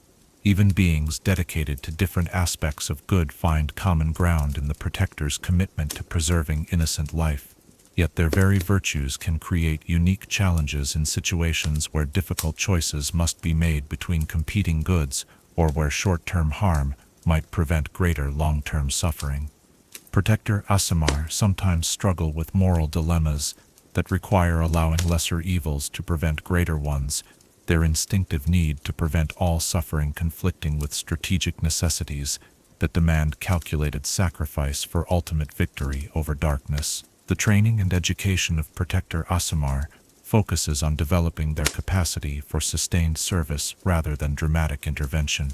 They learn techniques for managing emotional and physical stress, methods for extending their protective abilities over larger areas and longer periods, and strategies for inspiring others to contribute to defensive efforts rather than relying solely on divine power. Much of their education emphasizes the importance of building systems and communities that can maintain protection even when the protector is absent. Monastery schools dedicated to training Protector Aasimar emphasize meditation practices that help students maintain emotional equilibrium while absorbing others' pain, physical conditioning that builds the endurance necessary for extended protective service, and theological study that provides intellectual framework for understanding their role in cosmic order. Students learn that effective protection requires not just power but wisdom, the ability to recognize which threats deserve immediate attention and which can be addressed through indirect means. The phenomenon of protector networks represents one of the most interesting developments in Aasimar society. Groups of Protector Aasimar sometimes form cooperative arrangements where they share responsibility for defending large regions or populations, creating overlapping fields of protection that ensure continuous coverage even when individual members must rest or attend to other duties. These networks demonstrate how defensive power can be multiplied through coordination and mutual support. The legacy of each Protector Aasimar extends far beyond their individual acts of protection to encompass the broader culture of safety and mutual aid they help create. Their presence encourages communities to develop values of mutual protection and collective responsibility, their example inspiring others to take active roles in defending those who cannot defend themselves. In this way, their influence continues to grow even after their direct service has ended. Modern Protector Aasimar face unique challenges in a world where threats have become more complex and diffuse than in previous eras. Urban environments present different protective challenges than rural settings, requiring adaptation of traditional defensive techniques to address problems like poverty, disease, and social breakdown that can be as destructive as any monster or army. Contemporary protectors often find themselves serving as social workers, public health advocates, and community organizers as much as traditional guardians. The study of Protector Aasimar provides insights into the nature of defensive power and its role in maintaining cosmic balance. Their existence proves that creation requires not just the active force that brings new things into being, but also the conservative force that preserves and sustains what already exists. They embody the divine principle that destruction is easier than construction, that maintaining good requires constant vigilance and effort. As we contemplate the quiet heroism of those who choose to stand as shields against darkness, we see reflected the noblest aspects of mortal and divine nature working in perfect harmony. The Protector Aasimar remind us that true strength lies not in the power to destroy, but in the will to preserve, that the greatest victories are often invisible to those they benefit, and that love expressed through sacrifice can create changes that endure long after the sacrificer has been forgotten. In their gentle light and unwavering commitment to defending the innocent, we glimpse the face of divinity that cherishes every spark of life and will go to any length to ensure its continuation. Chapter 6. The Fallen, Heaven's lost children. There exists no tragedy more profound than the willful rejection of divine grace, no sorrow more complete than watching light turn deliberately to shadow when it could have remained radiant forever. The fallen Aasimar represent heaven's greatest heartbreak, children blessed with celestial heritage, who choose to sever their connection to the divine realm, transforming from beacons of hope into monuments to the terrible power of free will, unleashed against its own best interests. Their existence serves as a stark reminder that even the most precious gifts can be rejected, even the purest love can be spurned, and even divine blood cannot guarantee righteousness when mortal choice holds ultimate sovereignty. The path to becoming fallen begins not with a single moment of corruption, but with a gradual erosion of faith that undermines the fundamental relationship between Aasimar and their celestial nature. Unlike demons who embrace evil or devils who choose calculated malevolence, fallen Aasimar represents something far more tragic, beings who possess intimate knowledge of divine goodness, yet choose to turn away from it, not because they are evil, but because they find the burden of celestial expectations too heavy to bear. Mordecai's Shadowheart's fall began with a question that seemed innocent enough. Why must divine justice demand such personal sacrifice from those chosen to serve it? As a young Aasimar witnessing the suffering of his village during a prolonged drought, he had prayed desperately for divine intervention, offering his own life in exchange for rain that would save his people. When the drought continued for months despite his pleas, when children began dying of thirst, while his celestial guide Uriel spoke only of greater purposes and cosmic balance, something fundamental broke within his faith. The initial crack in his divine connection was barely perceptible, a moment of resentment quickly suppressed, a flash of anger at divine indifference swiftly rationalized away.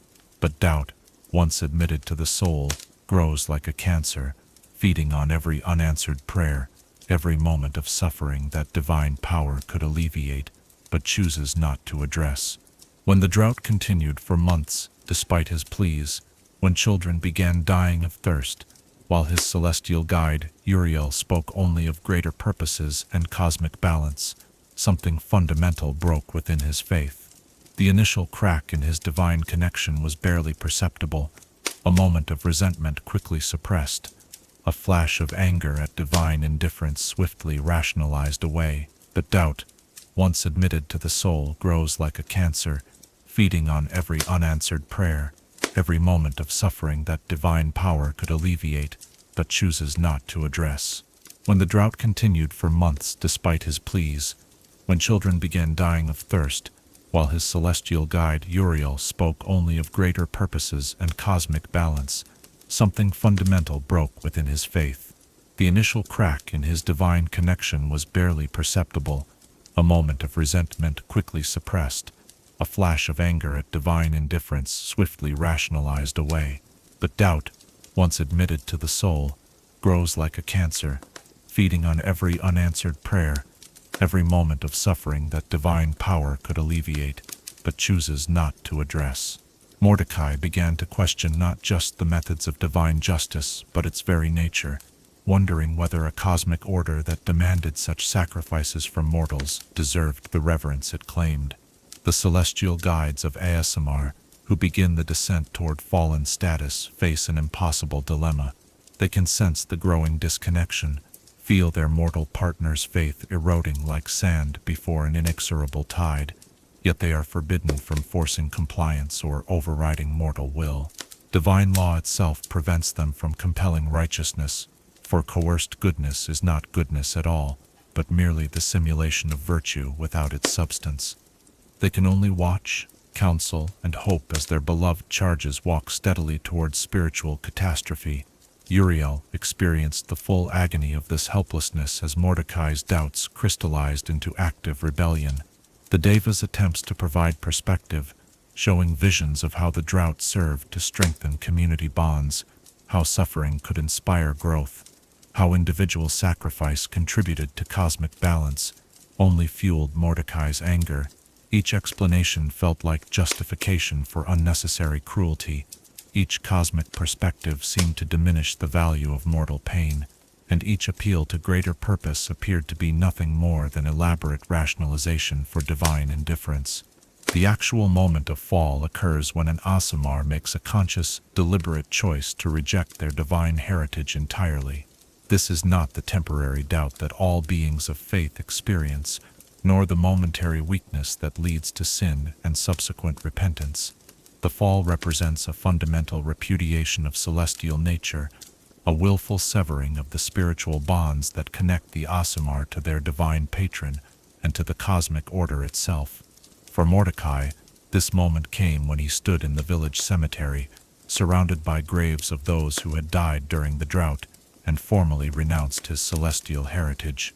Speaking words that burned his throat like acid, he declared his rejection of divine purpose, his refusal to serve as an instrument of cosmic will, and his determination to chart his own path regardless of celestial approval. As the words left his lips, he felt something tear loose within his soul, a connection that had defined his entire existence suddenly severed, leaving behind a void that no mortal pleasure could ever fill. The physical transformation that accompanies the fall is both immediate and irreversible. The warm radiance that had marked Mordecai as touched by heaven guttered and died, replaced by a cold luminescence that seemed to absorb light rather than emit it. His eyes, once golden with divine fire, became pools of shadow that reflected nothing. His skin took on an ashen hue that spoke of spiritual death, and his hair turned the color of tarnished silver. Most dramatically, where once he had been capable of manifesting wings of radiant light, twisted appendages of shadow and bone now emerged when he called upon his transformed heritage. The abilities possessed by fallen Aasimar represent a dark mirror of their former divine powers. Where once they could heal, they now inflict necrotic damage that resists magical healing. Where once their presence inspired hope and courage, they now emanate an aura of despair that saps the will to fight from those around them. Their touch, which once could purify corruption, now spreads a spiritual taint that makes redemption increasingly difficult for those affected by it. Most terrible among fallen abilities is their capacity to induce spiritual doubt in others, sharing their own rejection of divine purpose with mortals who might otherwise remain faithful. This power operates not through crude magical compulsion, but through the far more insidious method of logical argument, backed by intimate knowledge of divine nature. Having once been connected to celestial realms, fallen Aasimar understand both the glory and the costs of divine service, making their arguments against faith particularly persuasive to those already struggling with doubt. The psychological state of fallen Aasimar is characterized by a complex mixture of liberation and loss that creates profound internal conflict. On one hand, they experience the freedom that comes from rejecting external authority and divine expectation, the relief of no longer feeling responsible for cosmic purposes beyond their understanding. On the other hand, they suffer from a spiritual emptiness that nothing in the mortal realm can fill, having severed themselves from the source of meaning that had previously defined their existence. This internal contradiction often manifests as a compulsive need to justify their choice through the corruption of others. Fallen Aasimar rarely content themselves with personal apostasy, but feel driven to prove the validity of their rejection by convincing others to follow their path. They become missionaries of doubt, using their knowledge of divine nature and their understanding of celestial psychology to undermine faith wherever they encounter it.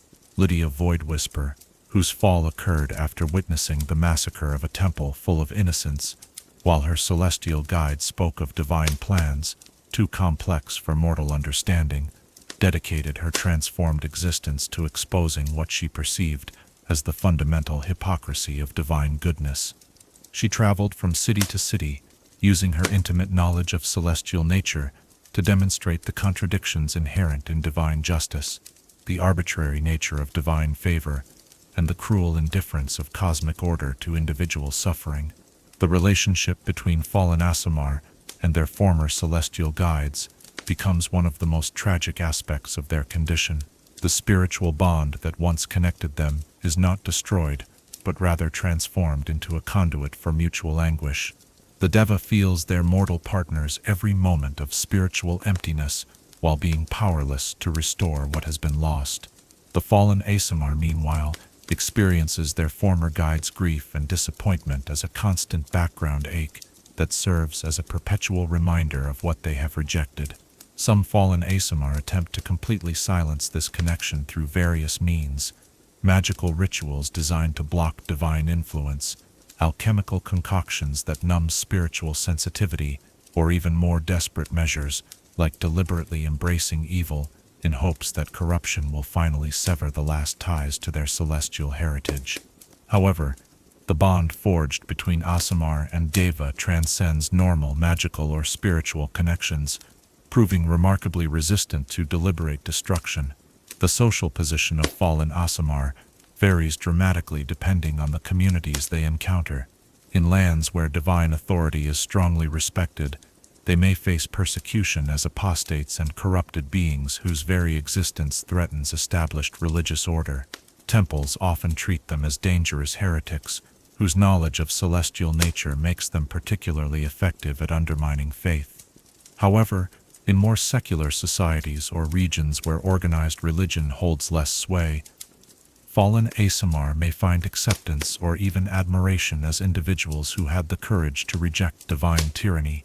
The philosophical implications of fallen Aasimar challenge fundamental assumptions about the nature of good, evil, and divine will. Their existence proves that intimate knowledge of divine nature does not guarantee adherence to divine will, that exposure to celestial goodness does not necessarily inspire permanent devotion, and that free will can triumph over even the most powerful spiritual influences. They force consideration of uncomfortable questions about whether divine love is truly unconditional if it can be rejected, and whether cosmic order truly serves good if it drives some of its intended servants to despair. Certain fallen Aasimar discover that their rejection of divine purpose does not necessarily lead to evil behavior.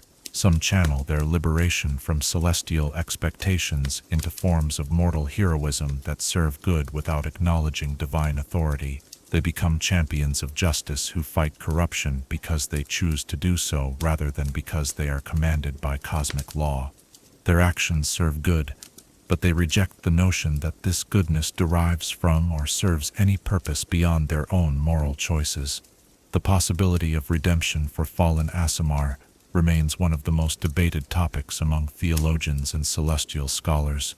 Unlike beings who fall into evil through corruption or temptation, fallen Aasimar reject divine nature while retaining full knowledge of what they are abandoning. This conscious rejection creates spiritual wounds that cannot be healed through simple repentance or magical intervention. Redemption, if possible at all, requires not just acknowledgement of error, but fundamental reconstruction of the spiritual connection that was deliberately severed. Cases of successful redemption are extraordinarily rare, and typically involve circumstances so traumatic that they force complete reevaluation of previously held convictions. Marcus Nightbane's redemption occurred when he witnessed a demon lord's army slaughtering children for sport, realizing that his rejection of divine authority had not freed him from moral responsibility, but had merely removed his most effective tools for fighting genuine evil. His return to celestial grace required not just renewed faith but active penance that lasted decades and cost him nearly everything he had built during his years as fallen. The study of fallen Aasimar provides unique insights into the relationship between divine power and mortal choice. Their existence demonstrates that spiritual gifts, no matter how profound, cannot substitute for freely chosen commitment to good. They prove that divine blood alone does not guarantee righteous behavior, and that the most dangerous opponents of faith may be those who once embraced it most completely. Contemporary scholarship has identified several common factors that predispose Aasimar toward potential fall. Excessive isolation from mortal communities can create unrealistic expectations about divine responsibility, while overwhelming exposure to suffering without apparent divine response can erode faith in cosmic justice. Aasimar, who struggle with perfectionism, or who interpret their divine calling as demands for impossible moral purity, often prove particularly vulnerable to the despair that precedes rejection of celestial heritage. The legend of the fallen serves as both cautionary tale and profound meditation on the nature of choice itself. They remind us that even the greatest gifts can be rejected, that knowledge does not guarantee wisdom, and that the freedom to choose good necessarily includes the freedom to choose its opposite.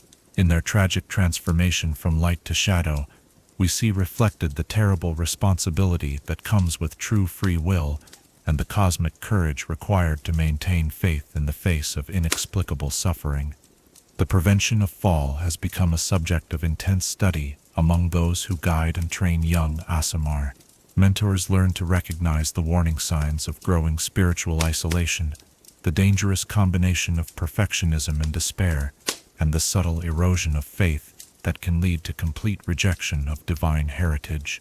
They develop techniques for helping Aasimar maintain healthy perspectives on their role in cosmic order, while avoiding the crushing weight of responsibility that can lead to spiritual collapse. Temple programs designed to support Aasimar emphasize the importance of community, encouraging celestial-touched individuals to build relationships with others who understand their unique challenges. These support networks provide practical advice for managing divine abilities, while offering emotional support during periods of doubt or difficulty. They teach that questioning divine purpose is natural and healthy, while distinguishing between productive spiritual inquiry and the destructive doubt that leads to rejection of divine nature. The ultimate legacy of the fallen Aasimar lies not in their individual tragedies, but in what their existence teaches about the nature of divine love and cosmic justice. They prove that true goodness cannot be compelled, that authentic faith must include the possibility of rejection, and that divine will, no matter how perfect, must respect the fundamental sovereignty of mortal choice. In their darkness, we see highlighted the precious nature of the light they abandoned, and in their loss, we understand more deeply the value of the divine connection they chose to sever. As we contemplate these children of heaven who chose exile from their celestial heritage, we are confronted with fundamental questions about the nature of spiritual freedom and moral responsibility. The fallen Aasimar stand as monuments to the terrible power of choice, proof that even divine blood cannot guarantee righteousness when mortal will declares its independence from cosmic authority. In their tragic transformation, we see both the highest expression of free will and its most devastating potential consequence, the rejection of the very gifts that might have brought meaning, purpose, and transcendence to mortal existence. Chapter 7. Trials of the Celestial Born. To be born between worlds is to belong fully to neither, to carry the gifts of heaven while walking the earth of mortals, to possess divine insight while remaining trapped within the limitations of flesh and blood. The Aasimar exist in a state of perpetual exile, too divine for mortal society, too mortal for celestial acceptance. Their very existence challenges the comfortable boundaries that separate the sacred from the mundane, forcing both mortals and celestials to confront uncomfortable truths about the nature of belonging, acceptance, and the price of transcendence. The trials faced by the celestial born begin with the fundamental challenge of identity itself. From their earliest moments of awakening, Aasimar must navigate the complex task of defining themselves in relation to two different natures that often pull in opposing directions. Their mortal heritage demands attention to physical needs, emotional relationships, and temporal concerns, while their celestial blood calls them toward eternal perspectives, spiritual duties, and cosmic responsibilities that transcend individual existence. Alara Moon Whisper discovered this duality during her 14th year, when her village was struck by a devastating famine. Her mortal heart broke watching neighbors she had known since childhood slowly weaken from hunger, while her celestial nature provided her with visions of the cosmic patterns that had caused the crop failures, solar fluctuations, planar alignments, and divine trials meant to test mortal resilience. The knowledge that suffering served higher purposes did nothing to ease the pain of watching loved ones waste away, creating an internal conflict between understanding and empathy that would define her existence. The physical manifestations of celestial heritage create immediate challenges in mortal society. The subtle luminescence that marks most Aasimar as touched by heaven makes concealment difficult, while more dramatic features like metallic eyes or naturally colored hair draw unwanted attention wherever they travel. Even when these features can be hidden through magic or mundane means, the effort required to maintain disguise becomes an exhausting burden that reinforces their sense of displacement. More challenging than physical differences are the sensory experiences that mark Aasimar as fundamentally different from those around them.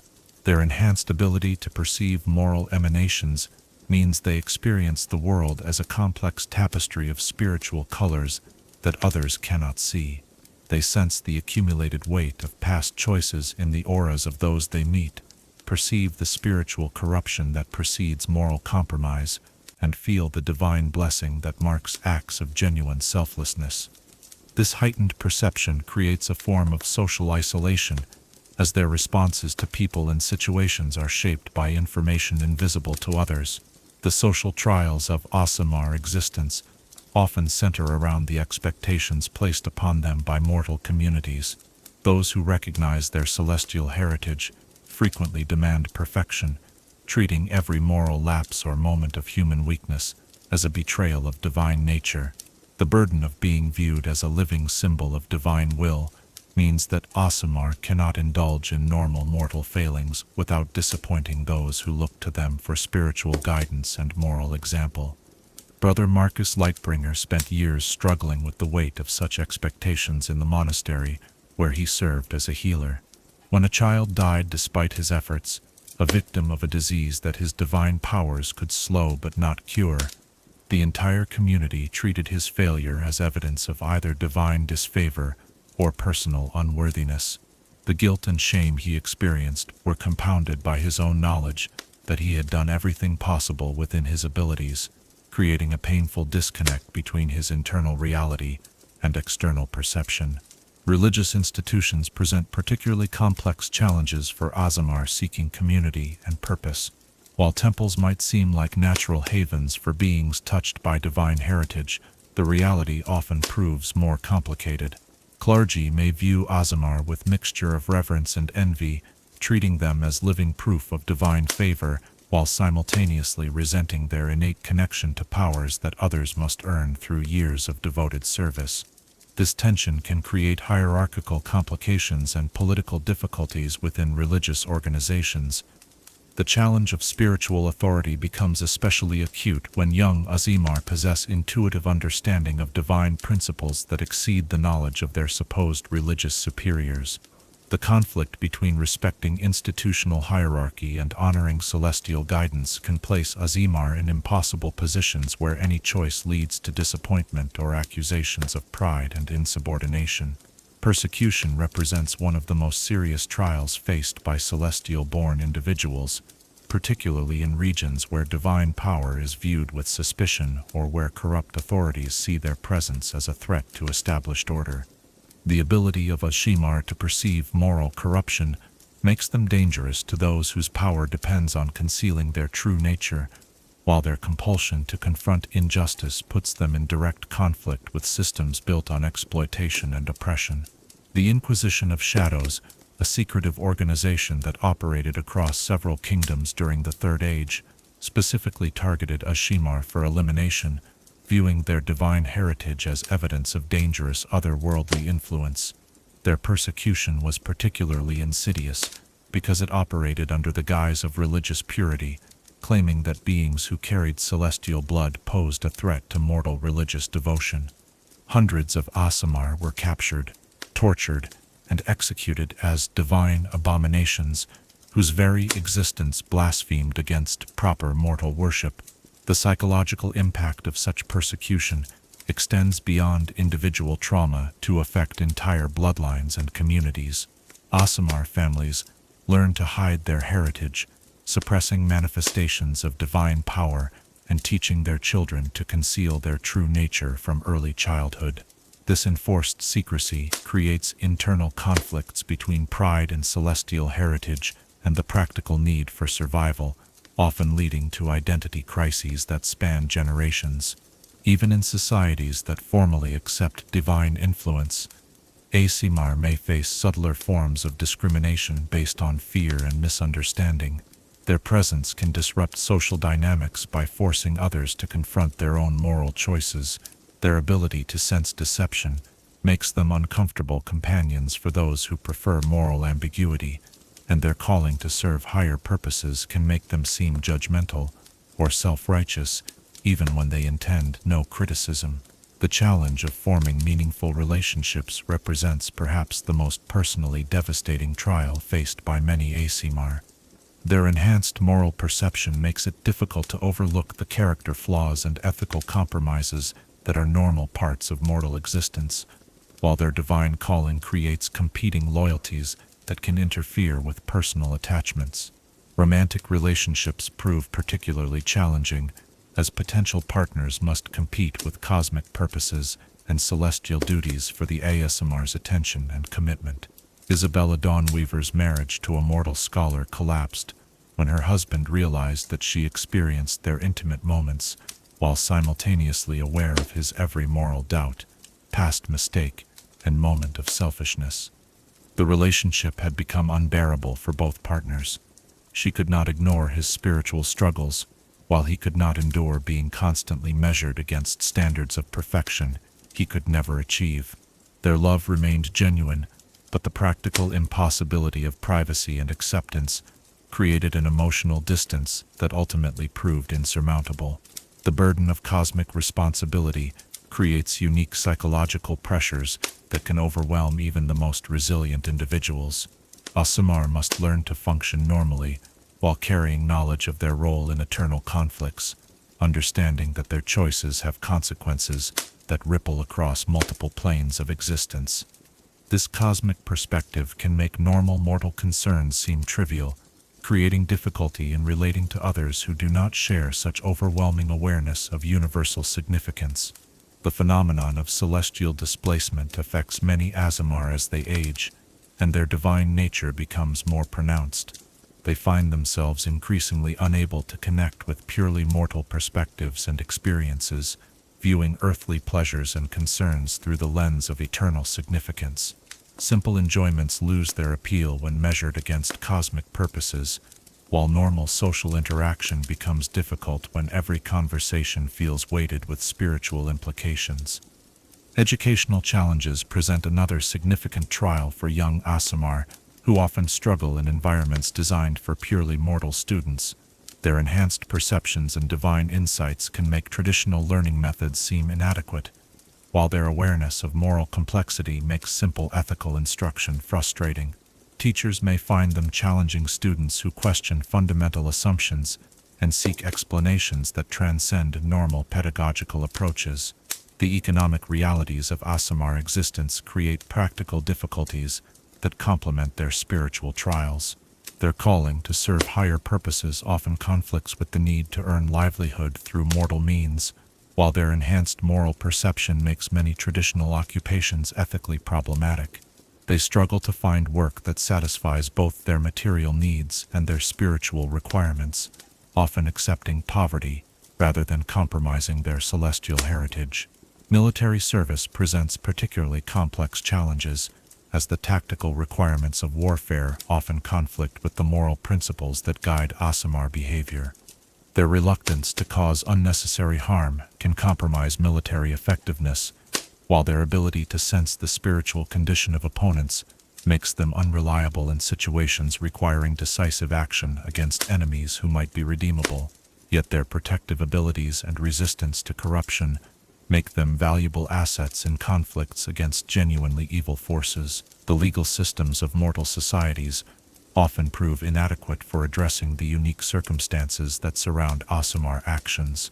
Their ability to perceive truth and moral corruption can provide evidence that legal frameworks cannot accommodate, while their divine compulsions may lead them to break unjust laws in service of higher principles.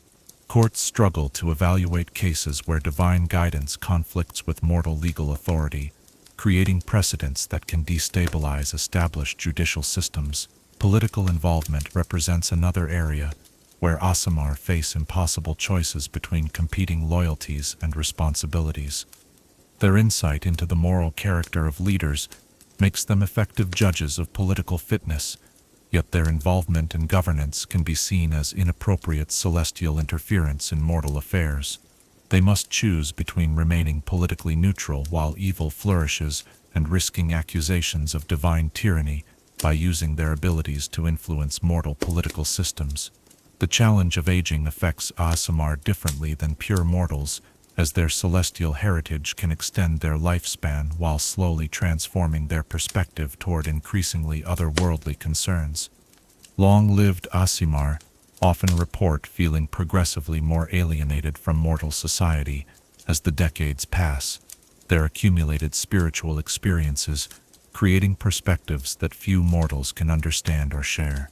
This gradual separation can lead to profound loneliness and a sense of being permanently displaced from both realms they partially inhabit. Mental health challenges specific to Aasimar existence include unique forms of anxiety related to cosmic responsibility, depression stemming from spiritual isolation, and identity disorders caused by the dual nature of their existence. Traditional therapeutic approaches often prove inadequate because they do not account for the spiritual dimensions of Aasimar psychology, while purely religious counseling may not address the practical difficulties of existing between mortal and divine realms. The phenomenon of divine exhaustion affects Aasimar, who spend extended periods channeling celestial power or serving as bridges between mortal and divine concerns. This condition manifests as spiritual fatigue that cannot be addressed through normal rest, emotional numbness that blocks connection to both mortal and celestial experience, and a gradual fading of their divine radiance that reflects internal spiritual depletion. Recovery requires not just physical rest but spiritual renewal that can take years to achieve. Support networks among Aasimar have developed organically in response to their shared challenges, creating informal communities where celestial-born individuals can find understanding and acceptance. These groups provide practical advice for managing divine abilities in mortal society, emotional support during periods of spiritual crisis, and theological discussion that helps members integrate their dual natures more effectively. The establishment of formal institutions dedicated to supporting Aasimar represents a relatively recent development in many societies. These organizations work to educate both Aasimar and the general population about celestial heritage, provide resources for young Aasimar learning to manage their abilities, and advocate for legal and social changes that accommodate the unique needs of celestial-born individuals. Training programs specifically designed for Aasimar focus on developing healthy integration of their dual natures rather than emphasizing either purely celestial or purely mortal approaches to existence. Students learn techniques for managing enhanced perceptions without becoming overwhelmed, methods for maintaining relationships despite their spiritual differences, and strategies for serving their divine calling while building meaningful mortal lives. The development of specialized theological and philosophical frameworks helps Aasimar understand their unique position in cosmic order without feeling displaced from either realm they partially inhabit. These intellectual structures provide meaning and context for their struggles, demonstrating how their trials serve larger purposes and contribute to the ongoing evolution of relationships between mortal and divine existence. Research into Aasimar psychology and sociology continues to reveal new insights into the challenges faced by beings who exist between worlds. These studies help both Aasimar and those who interact with them develop better understanding of celestial-born nature, leading to more effective support systems and more nuanced approaches to integration within mortal society. The ultimate significance of Aasimar trials extends beyond individual suffering to encompass their role as pioneers in the ongoing evolution of mortal-divine relationships. Their struggles help define new possibilities for interaction between celestial and earthly realms. Their solutions to problems of dual existence create models for others to follow, and their perseverance in the face of displacement demonstrates the possibility of meaningful existence that transcends traditional boundaries. As we witness the daily struggles of those who carry heaven's light while walking among mortals, we see reflected the universal challenge of living authentically while meeting the expectations of others, of maintaining individual identity while serving larger purposes, and of finding belonging in a world that often fears what it cannot understand.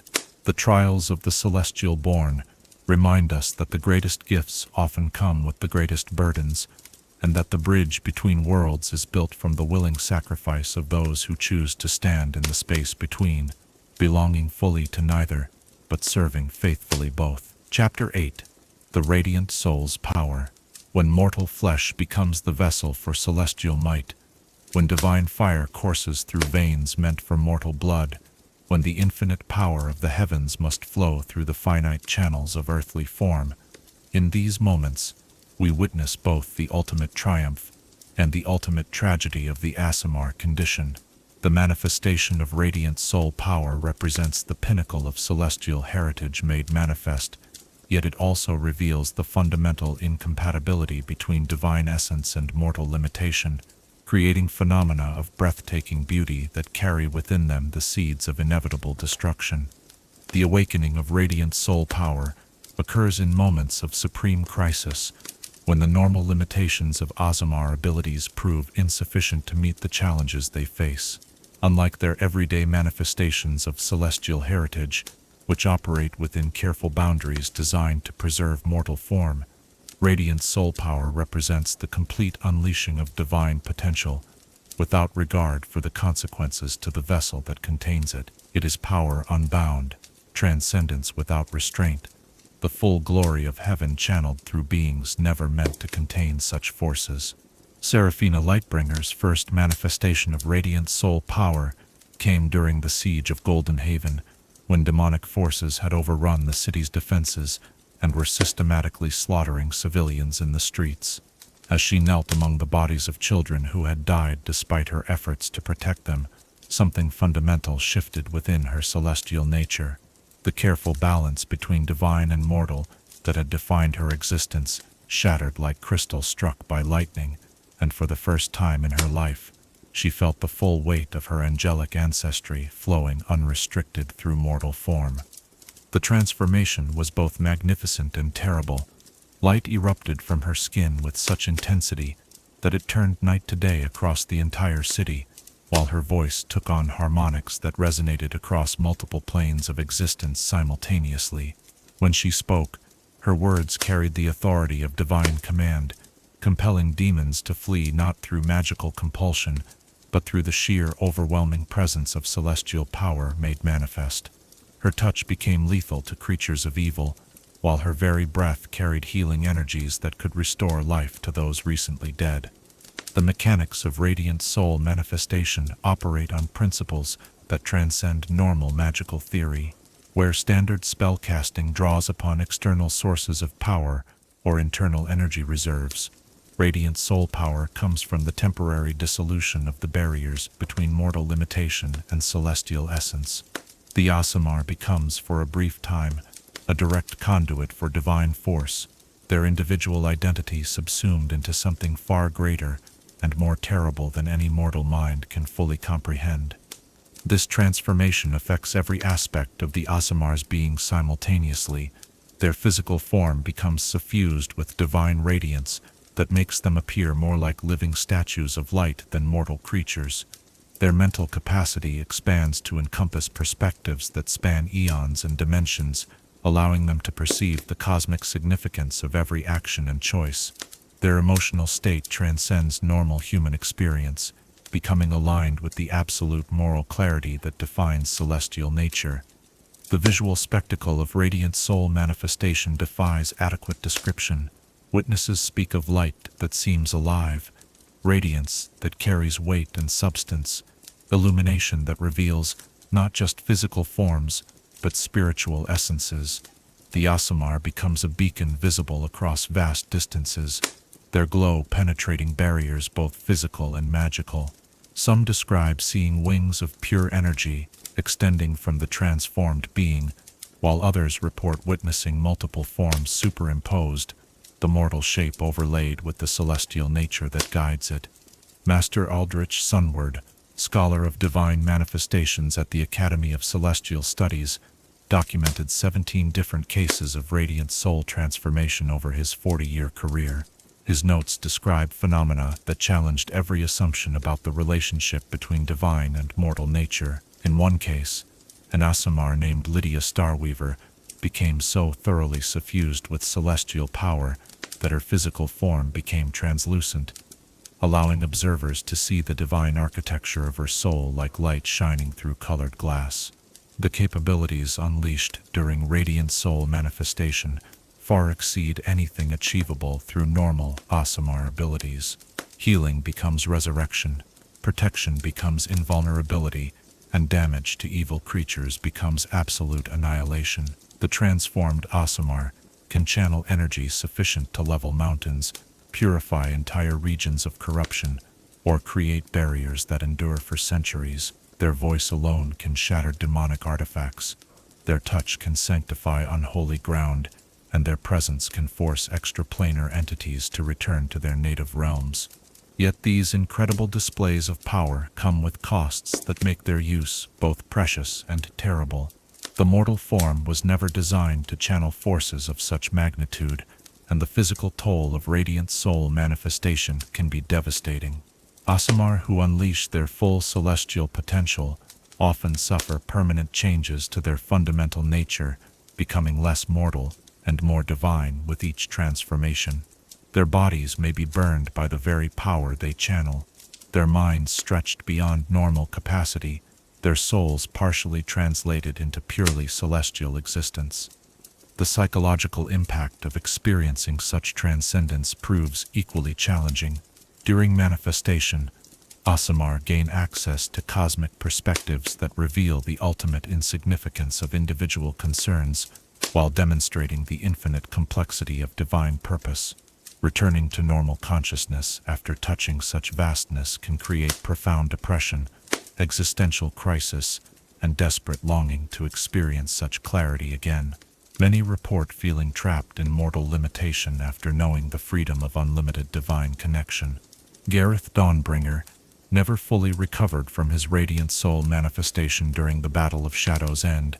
The experience of channeling enough celestial power to banish an entire army of demons left him fundamentally changed, unable to find satisfaction in mortal pleasures or concern himself with earthly problems that seemed trivial compared to cosmic realities he had witnessed. He spent his remaining years in contemplative isolation, his personality forever altered by brief contact with the infinite. The duration of radiant soul manifestation varies dramatically based on the individual Aasimar's spiritual development, the severity of the crisis that triggered the transformation, and the specific nature of their celestial heritage. Some manifestations last only moments, long enough to accomplish some crucial intervention before the divine power recedes. Others can persist for hours or even days, though extended manifestations inevitably result in permanent changes to the Aasimar's essential nature. The control exercised by Aasimar during these transformations presents one of the most fascinating aspects of the phenomenon. While they retain their individual consciousness and moral agency, their decision-making becomes increasingly aligned with celestial perspective rather than mortal concerns. They may choose actions that serve cosmic good while causing personal tragedy, or make sacrifices that benefit strangers while harming those they love. The divine clarity that guides them operates according to principles that transcend normal human ethics. Celestial guides experience their own form of transformation when their mortal partners manifest radiant soul power. The barriers between Deva and Aasimar dissolve temporarily, creating a unified being that combines mortal experience with celestial wisdom. For the guide, this represents both the fulfillment of their deepest purpose and a profound risk, as the intensity of connection can damage their own divine essence if maintained too long or too frequently. The triggering conditions for radiant soul manifestation follow patterns that reveal important truths about Aasimar nature and divine purpose. The transformation rarely occurs in response to personal danger or individual need, instead manifesting when cosmic balance is threatened, or when great evil seeks to overwhelm good on a massive scale. The power emerges not from personal desperation, but from moral outrage, not from fear but from love, so profound that it transcends individual survival instincts. Environmental effects of radiant soul manifestation can persist long after the transformation ends. Locations where such events occur often become permanently blessed, developing characteristics that reflect the celestial power that was channeled there. Plants may grow with unusual vigor, water sources may gain healing properties, and the very air may carry a sense of peace and sanctity that affects all who enter the area. Some sites become pilgrimage destinations, their spiritual significance drawing seekers from across the world. The strategic implications of radiant soul power have not been lost on those who wage war against evil. Military commanders and religious leaders sometimes attempt to deliberately trigger manifestations by placing Aasimar in situations of extreme moral crisis, hoping to unleash celestial power for tactical advantage. Such manipulation represents a profound violation of Aasimar nature and typically backfires catastrophically, as forced transformation often results in uncontrolled power that serves divine justice rather than mortal military objectives. The study of radiant soul manifestation has led to important insights into the fundamental nature of divine power and its relationship to mortal existence. Scholars have identified patterns in the way celestial energy interacts with physical matter, discovered principles that govern the translation of spiritual force into material effects, and developed theoretical frameworks for understanding how infinite power can be channeled through finite vessels without completely destroying them. Attempts to artificially replicate radiant soul power through magical means have universally failed, often with catastrophic results for those foolish enough to attempt such experimentation. The power represents a unique fusion of divine essence and mortal will that cannot be simulated through external manipulation. Magical items designed to channel similar forces invariably burn out or explode when subjected to energies of such magnitude, while creatures lacking genuine celestial heritage are simply destroyed by contact with unfiltered divine power. The long-term effects of repeated manifestations create unique challenges for Aasimar, who find themselves called upon to unleash their full potential multiple times. Each transformation leaves permanent marks on their essential nature, gradually shifting them away from mortal existence toward purely celestial being. Their physical forms may develop increasingly otherworldly characteristics, their thought patterns may align more closely with divine logic, and their emotional responses may become less recognizably human. Sister Catherine Goldenflight manifested radiant soul power 7 times during her service as a temple guardian, each transformation triggered by threats to the innocent civilians under her protection. By her 40th year, she had become so thoroughly transformed that mortal visitors to her temple reported feeling inadequate in her presence, overwhelmed by the divine radiance that had become a permanent part of her being. She could no longer relate to normal human concerns or maintain relationships with purely mortal individuals. The phenomenon of radiant addiction affects some Aasimar, who become psychologically dependent on the clarity and power of their transformed state.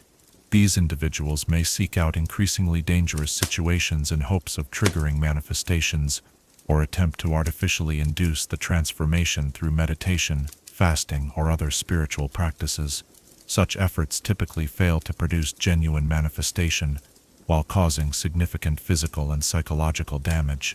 Preventive techniques developed by Aasimar scholars focus on helping celestial-born individuals manage their power more effectively to avoid unwanted manifestations. These methods include meditation practices that strengthen the barriers between divine and mortal nature, physical conditioning that improves the body's ability to channel celestial energy safely, and psychological training that provides alternative responses to moral crisis. The theological implications of radiant soul power challenge traditional understanding of the relationship between divine and mortal realms. The existence of beings capable of channeling unlimited celestial force suggests that the boundaries between planes of existence may be more permeable than previously believed. while the costs associated with such channeling demonstrate that divine power requires appropriate vessels to manifest safely in mortal reality. Comparative studies of radiant soul manifestation across different Aasimar bloodlines reveal fascinating variations in how celestial power expresses itself through mortal form. Descendants of solar angels tend to manifest power as pure destructive light that annihilates evil through overwhelming radiance. Those connected to planetars typically channel healing and protective energies that can restore life and create lasting sanctification. Aasimar, guided by Devas, usually manifest power as moral compulsion that forces truth and righteousness on all within their influence. The development of specialized equipment and techniques for studying radiant soul manifestation has advanced significantly in recent decades. Magical instruments capable of measuring divine energy levels, protective barriers that allow close observation of transformations, and recording devices that can capture the spiritual as well as physical aspects of manifestation have all contributed to better understanding of this phenomenon. Training protocols for Aasimar likely to experience manifestation focus on developing the mental and spiritual discipline necessary to maintain some degree of control during transformation. Students learn techniques for channeling power more efficiently, methods for minimizing physical damage from divine energy, and strategies for returning safely to normal consciousness after experiencing cosmic perspective. Emergency procedures for dealing with uncontrolled manifestations have become standard training for temple guards, military units, and civic authorities in regions with significant Aasimar populations. These protocols emphasize evacuation of non-essential personnel, establishment of protective barriers, and coordination with celestial authorities who may be able to provide guidance for managing divine power safely. The ultimate significance of radiant soul power extends beyond its practical applications to encompass its role as proof of the fundamental unity between mortal and divine nature. These manifestations demonstrate that the boundaries between planes of existence are not absolute barriers, but rather differences in spiritual development and divine connection. They suggest possibilities for mortal transcendence that transcend traditional limitations while revealing the costs that such transcendence demands. As we witness the terrible beauty of infinite power channeled through finite form, we see reflected both the ultimate potential and the ultimate vulnerability of the Aasimar condition. Their radiant souls burn with the fire of heaven itself, capable of miraculous feats that reshape reality and redefine possibility. Yet in that very radiance lies the threat of their own destruction, the promise that touching the infinite must inevitably transform or consume the vessel that contains it. In their moments of supreme power, we glimpse both the glory of divine heritage and the tragic price of bridging the gap between mortal limitation and celestial transcendence. Chapter 9. Bloodlines of the Upper Planes.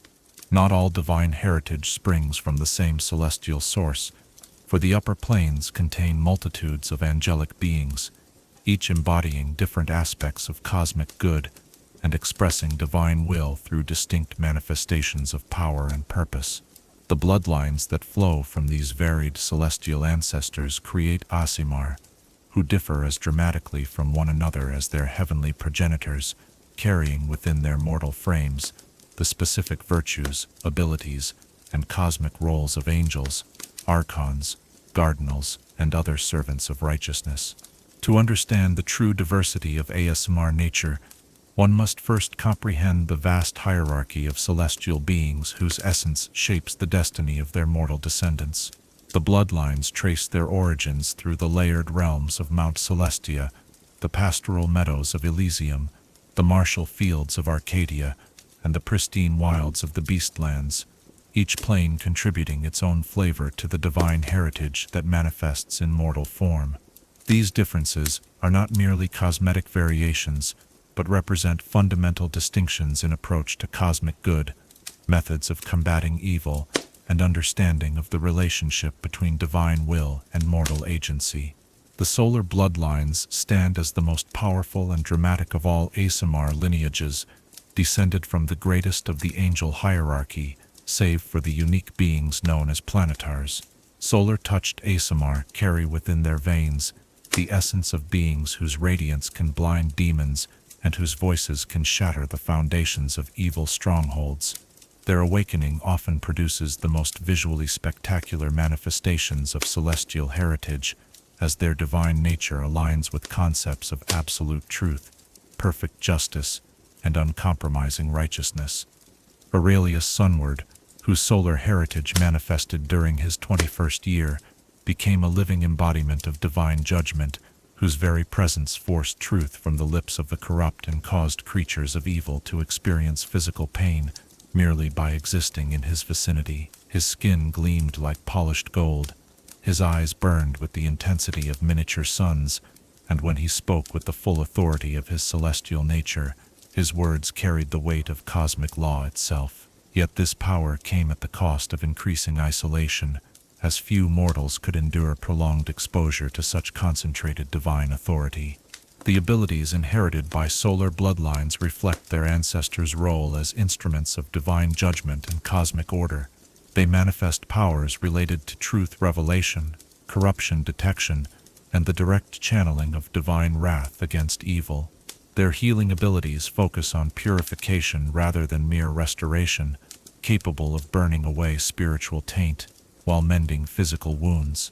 When they manifest wings, these appendages appear as constructs of pure light that radiate heat sufficient to ignite flammable materials and cause discomfort to any creature harboring evil intentions. Planetar bloodlines, while less overwhelming than their solar cousins, possess a more balanced approach to divine heritage that emphasizes protection and guidance over judgment and wrath. Descended from angels whose primary role involves shepherding mortal souls toward righteousness and defending the innocent from supernatural threats, Planetar-touched Aasimar develop abilities that focus on shielding others rather than destroying enemies. Their manifestations tend toward the defensive and nurturing, creating zones of sanctuary where good can flourish and evil cannot take root. Celestina Starweaver's planetar heritage expressed itself through an almost maternal instinct to protect and nurture that extended far beyond normal mortal empathy. Her awakening occurred when she witnessed a village being terrorized by undead, and her response was not to destroy the creatures, but to create a massive protective barrier that encompassed the entire settlement. The barrier not only prevented the undead from entering, but actively healed and strengthened any living creature within its boundaries, turning the village into a haven of peace amid chaos. The wings manifested by planetar bloodlines appear as constructs of silver starlight that seem to contain actual celestial bodies within their span. Observers report seeing tiny stars and nebulae moving within the wing membranes, creating patterns that shift according to cosmic alignments and divine will. These wings provide not just flight, but also serve as focal points for the Aasimar's protective abilities, allowing them to extend their defensive powers over vast areas. Deva bloodlines represent perhaps the most common form of Aasimar heritage, as these angels serve as the primary intermediaries between celestial and mortal realms. Deva-touched Aasimar inherit abilities that emphasize communication, healing, and moral guidance, rather than dramatic displays of divine power. Their manifestations tend to be subtler, but more sustainable than those of their more powerful cousins, allowing them to function more effectively within mortal society, while still serving their celestial calling. The versatility of Deva heritage creates Aasimar, who can adapt their abilities to meet various challenges and circumstances. Brother Timothy, Lightbringer, discovered that his divine powers shifted focus depending on the needs of those around him, manifesting as healing energy when tending the sick, as inspiring presence when counseling the despairing, and as protective barrier when shielding the innocent from harm. This adaptability made him an invaluable member of his religious community, but also created uncertainty about his true nature and ultimate purpose. Archon bloodlines introduce a martial element to Aasimar heritage that reflects their ancestors' role as the celestial army dedicated to defending cosmic law and order. Archon-touched Aasimar develop abilities that emphasize combat prowess, tactical coordination, and the destruction of chaotic evil forces. Their manifestations often include enhanced physical capabilities, supernatural weapon mastery, and the ability to inspire and coordinate others in battle against the forces of darkness. Captain Marcus Shieldbreaker's Archon heritage made him a natural military leader whose tactical insights seemed to come from divine inspiration rather than mortal training. His presence on the battlefield had the effect of organizing scattered forces into cohesive units, while his personal combat abilities allowed him to serve as both commander and champion. When he manifested his celestial nature fully, geometric patterns of light appeared around him, creating formations that enhanced the combat effectiveness of all allied forces within sight. The discipline and order that characterize Archon bloodlines can create challenges for Aasimar, who must balance their celestial nature with the chaos and unpredictability of mortal existence. These individuals often struggle with flexibility and adaptation, their divine heritage pulling them toward structured, hierarchical approaches that may not suit every situation they encounter. Cardinal bloodlines represent a unique form of celestial heritage descended from the animal-aspected champions of Elysium, whose nature combines bestial instincts with divine purpose. Cardinal-touched Aasimar often develop enhanced physical senses, animal communication abilities, and deep connections to the natural world that complement their divine calling. Their manifestations frequently include bestial characteristics that reflect their specific cardinal ancestor. Ranger Sophia Wildheart, whose heritage traced to an Ursinal cardinal, developed enhanced strength and endurance, along with an almost supernatural ability to track and hunt creatures of evil. During her awakening, she temporarily manifested bear-like characteristics, enlarged muscles, enhanced claws, and heightened senses, while retaining her human intelligence and divine purpose. Her unique abilities made her an effective hunter of demons and devils who sought to corrupt natural environments. The diversity within cardinal bloodlines creates fascinating variations in how celestial heritage manifests. Those descended from Avoral cardinals may develop flight capabilities and enhanced visual perception, while Leonal descendants often gain enhanced charisma and natural leadership abilities. Lupinal heritage tends toward pack coordination and enhanced tracking abilities, while Equinal bloodlines emphasize speed and endurance. Eladrin bloodlines, though technically Fey rather than celestial, sometimes produce Aasimar-like beings whose heritage reflects the chaotic good nature of their ancestors. These individuals develop abilities related to beauty, inspiration, and emotional influence, rather than traditional divine powers. Their manifestations emphasize artistic expression, social influence, and the promotion of joy and beauty as weapons against despair and corruption. The rarest of all bloodlines trace their heritage to unique celestial beings whose nature transcends normal angelic categories. These include descendants of Empyrean lords, Kirin, Koel, and other powerful creatures whose divine nature expresses itself through highly individual manifestations that defy easy classification. Each such bloodline produces Aasimar with abilities so unique that scholars must study them individually to understand their nature and potential. Lady Evangelina Stormcrown's heritage descended from an Empyrean whose divine nature focused on weather control and atmospheric manipulation. Her awakening manifested as command over wind and storm that allowed her to travel across vast distances by riding air currents and to call down lightning strikes against enemies of good. The dramatic nature of her abilities made her both feared and revered, as few could witness her power without being awed by its scope and intensity. The interaction between different bloodlines creates complex dynamics within Aasimar communities, as inherited abilities and perspectives can complement or conflict, depending on the specific combinations involved. Solar and Archon bloodlines often work well together, their shared emphasis on order and justice creating natural alliances. However, the rigid structure preferred by Archon descendants may clash with the more flexible approaches favored by Deva bloodlines.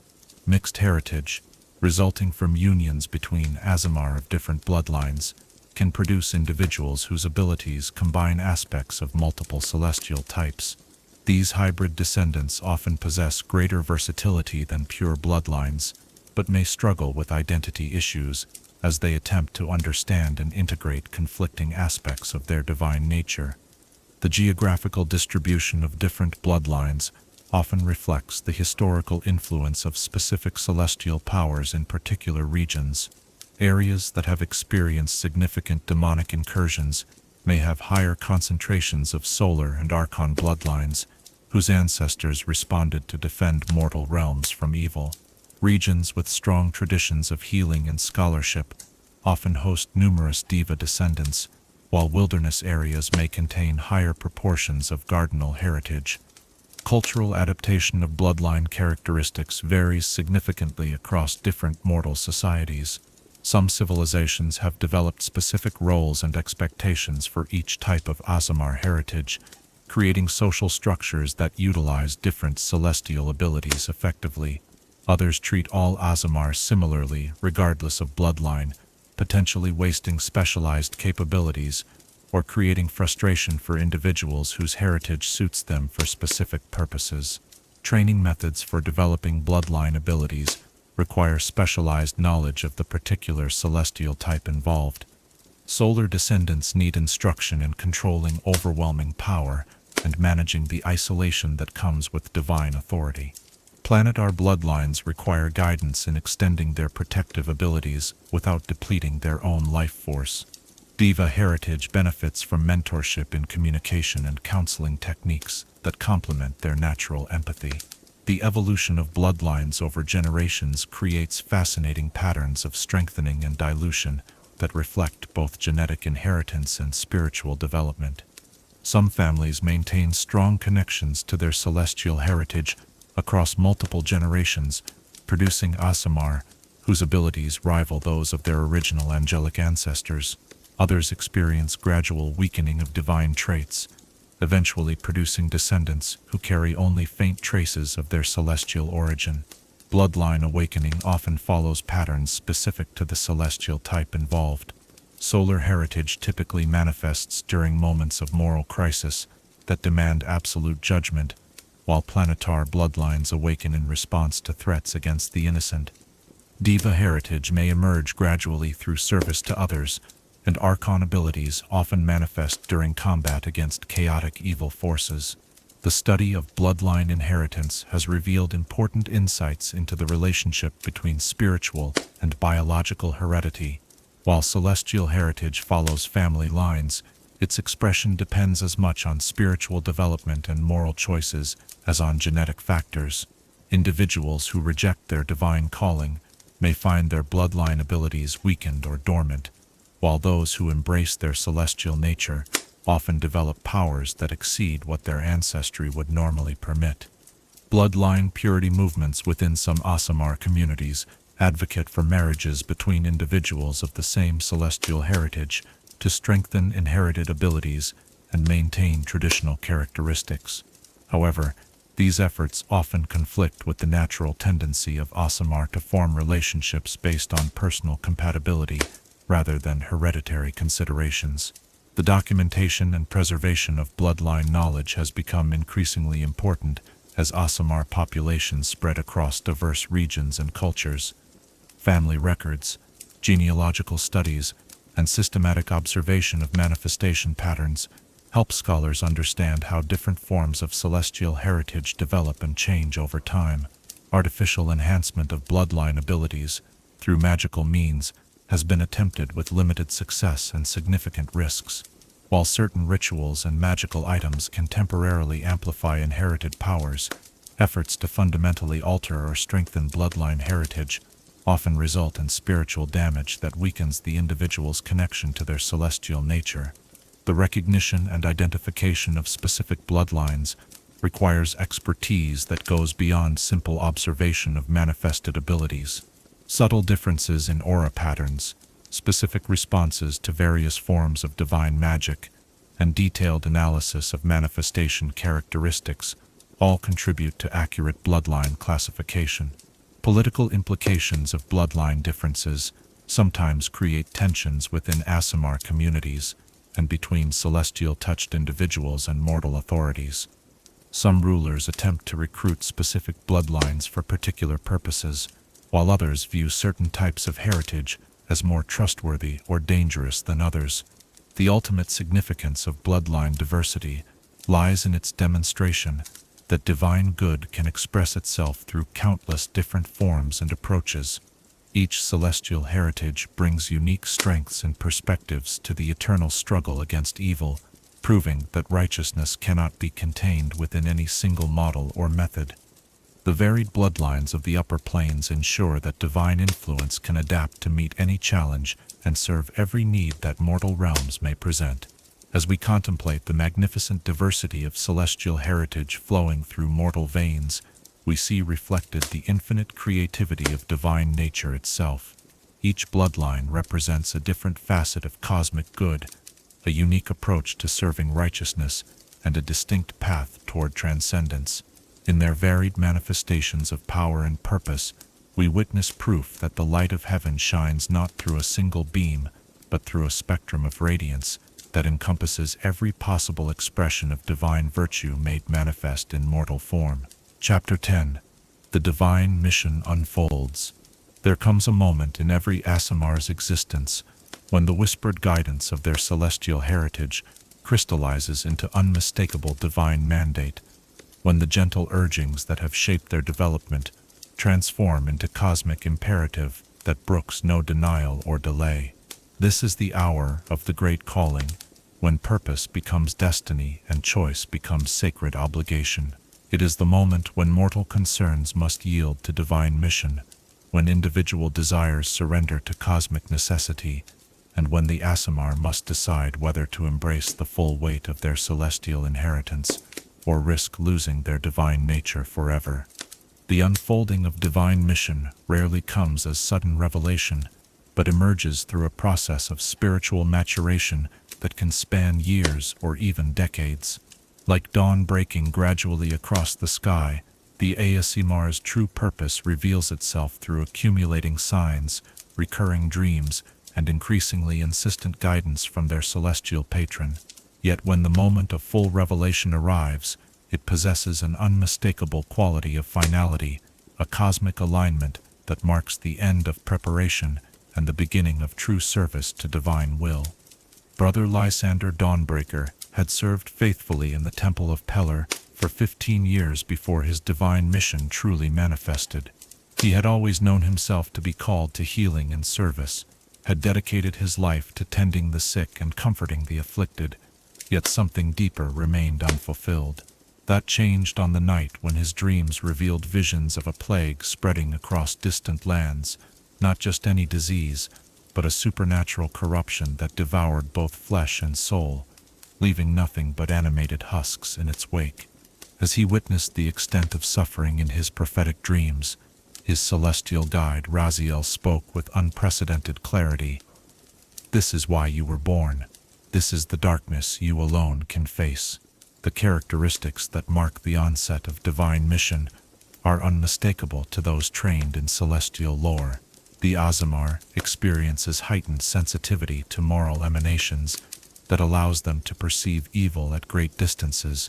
Their dreams become windows into cosmic events that require divine intervention, and their prayers begin receiving direct responses that provide specific guidance rather than general comfort.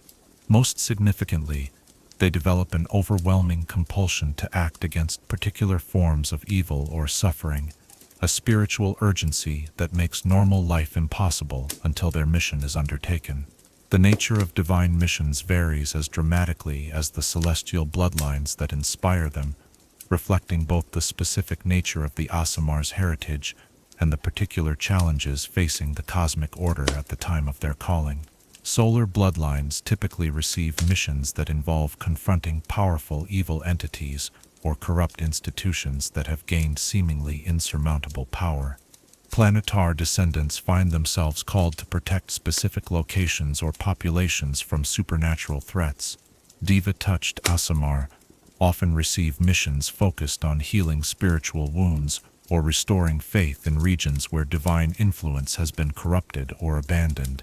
The specificity of divine missions distinguishes them from general callings to serve good, where ordinary religious vocation involves choosing among various forms of service. divine mission leaves no room for alternatives. The Aasimar learns not just that they must act, but exactly what they must do, when they must do it, and what cosmic consequences will follow from success or failure. This precision can be both blessing and burden, providing clear direction while eliminating the freedom to choose their own path. Sister Evangeline Stormheart received her divine mission through a series of increasingly vivid visions that revealed a cult of demon worshippers working to open permanent gates between the material plane and the abyss. The visions showed her not just the existence of this threat, but the specific location of their rituals, the identities of their leaders, and the exact sequence of events that would unfold if their plans succeeded. More importantly, she saw herself as the crucial element that could prevent catastrophe, her particular combination of abilities and heritage making her uniquely suited to infiltrate and destroy the cult. The emotional and psychological impact of receiving divine mission cannot be understated. The Aasimar must come to terms with the reality that their individual desires and personal relationships are secondary to cosmic necessity. Many experience a period of grief for the life they will no longer be able to live, the simple pleasures they must abandon, and the relationships that will inevitably suffer as they devote themselves to divine purpose. This mourning process is natural and necessary, representing the final transformation from mortal perspective to celestial dedication. The reaction of celestial guides during mission revelation reveals the profound significance of these moments. Devas, who have maintained careful emotional distance throughout their mortal partner's development, suddenly become more present and communicative, sharing knowledge and power that had previously been withheld. This increased intimacy reflects both the urgency of the situation and the recognition that the Aasimar has reached sufficient spiritual maturity to handle direct celestial involvement in their mortal existence. Some divine missions require the Aasimar to work alone, their unique abilities and perspective making collaboration difficult or impossible. These solitary callings often involve infiltration of evil organizations, deep wilderness expeditions to confront ancient threats, or prolonged spiritual battles that must be fought on planes of existence where mortal allies cannot survive. The isolation demanded by such missions can be devastating for individuals who have built their lives around community and relationship. Other missions require the formation of specific groups or the coordination of existing organizations toward divine purposes. Aasimar called to such collective efforts often find themselves serving as spiritual focal points around which others gather, their divine mission becoming the organizing principle for broader movements against evil. These collaborative callings can be equally challenging, as the Aasimar must learn to balance their cosmic perspective with the mortal concerns of their allies. The time frame for completing divine missions varies enormously, from urgent interventions that must be accomplished within days to generational endeavors that may span entire lifetimes. Short-term missions often involve preventing specific catastrophes or eliminating immediate threats to cosmic balance. Long-term missions typically focus on gradual transformation of institutions, cultures, or entire regions toward greater alignment with divine good. Master Aldrich Lightbringer's divine mission unfolded across 47 years of dedicated service, during which he was called to establish a network of safe houses and healing centers across a continent plagued by constant warfare. His task was not to end the conflicts through direct intervention, but to create infrastructure that could preserve innocent life and maintain hope during the darkest periods. Only in his final years did he understand that his life's work had created the foundation for a lasting peace that would emerge after his death. The resources provided for accomplishing divine missions reflect both divine generosity and cosmic frugality. Aasimar typically receive exactly what they need to succeed, no more and no less. These resources may include enhanced abilities, divine artifacts, prophetic knowledge, or supernatural allies, but always in precise measure to the challenge faced. This divine efficiency ensures that cosmic resources are not wasted while providing clear indication of the mission's importance and urgency. The testing that accompanies divine missions serves multiple purposes within cosmic order. Challenges faced during mission fulfillment strengthen the Aasimar's spiritual development, prove their worthiness for even greater responsibilities, and demonstrate to other cosmic forces the righteousness of divine purpose. These tests often take the form of moral dilemmas that have no clear solution, forcing the Aasimar to rely on divine guidance rather than mortal wisdom. Captain Serafina Goldenshield faced such testing when her mission to destroy a Lich's phylactery required her to choose between saving a group of captured children and preventing the undead sorcerer from completing a ritual that would grant him power over an entire kingdom. The divine mission demanded she prioritize the greater good, yet her celestial nature compelled her to protect innocent life. Only through direct communion with her celestial guide did she discover a third option that preserved both immediate mercy and ultimate justice. The support systems that develop around Aasimar pursuing divine missions often become institutions that outlast the original calling. Temples, military orders, and scholarly organizations founded to assist specific missions frequently evolve into permanent forces for good that continue serving divine purposes long after their founders have completed their original tasks. This institutional legacy ensures that divine investment in individual missions creates lasting benefit for cosmic order. The personal costs of pursuing divine mission extend beyond temporary sacrifice to encompass fundamental changes in the Aasimar's nature and relationships. Extended focus on cosmic purposes often results in decreased ability to relate to purely mortal concerns, while the spiritual intensity required for mission completion can accelerate the transformation toward increasingly celestial existence. Many Aasimar find that successful completion of their divine mission leaves them permanently changed, unable to return to their previous lives, even when their cosmic duty has been fulfilled. The documentation of divine missions serves important purposes for future generations of Aasimar and their celestial guides.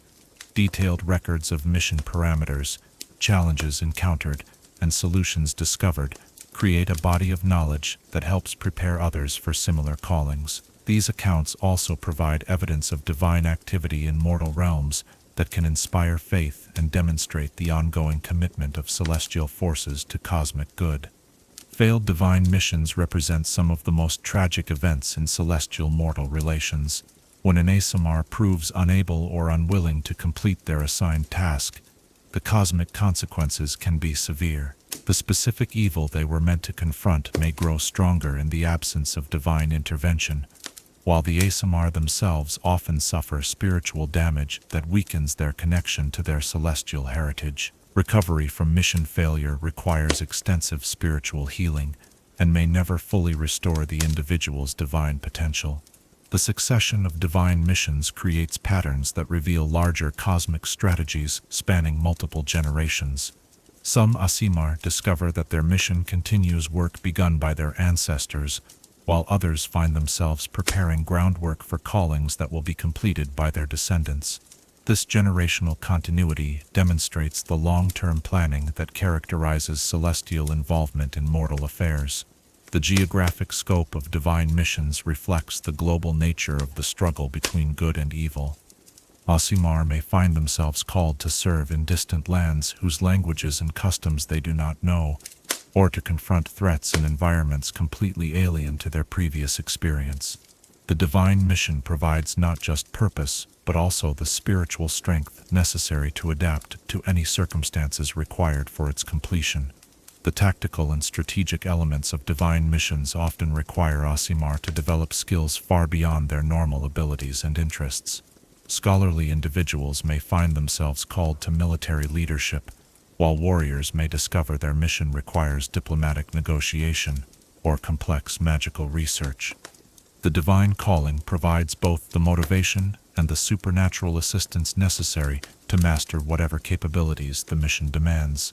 The culmination of divine missions marks a crucial transition point in Aasimar development. Successful completion typically results in enhanced spiritual status, increased divine abilities, and assignment of even greater responsibilities within cosmic order. However, this advancement often comes at the cost of increasing separation from purely mortal existence, as the Aasimar's perspective becomes increasingly aligned with celestial rather than earthly concerns. The legacy of completed divine missions extends far beyond their immediate effects to influence the broader relationship between mortal and divine realms. Each successful intervention demonstrates the value of celestial-mortal cooperation, provides practical proof of divine commitment to cosmic good, and creates precedents that guide future divine involvement in mortal affairs. The study of divine mission patterns has revealed important insights into cosmic order and divine strategy. Scholars have identified cycles of mission intensity that correspond to periods of increased evil activity, geographic clusters of related missions that suggest coordinated celestial responses to regional threats, and evolutionary developments in mission complexity that reflect growing sophistication in divine-mortal cooperation.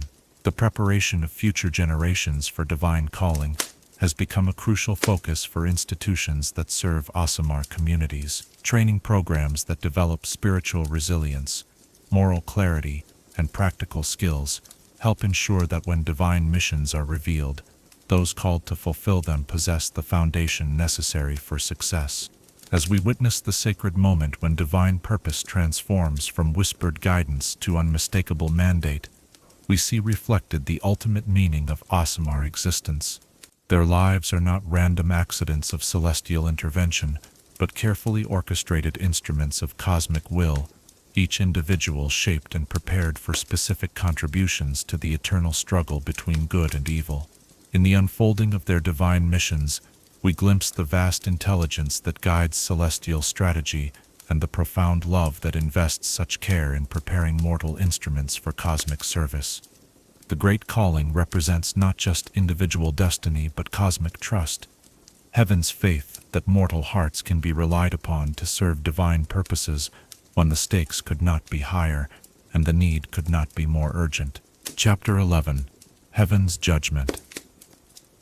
Divine justice operates by principles that transcend mortal understanding, weighing actions not merely by their immediate consequences, but by their eternal significance in the cosmic balance between good and evil.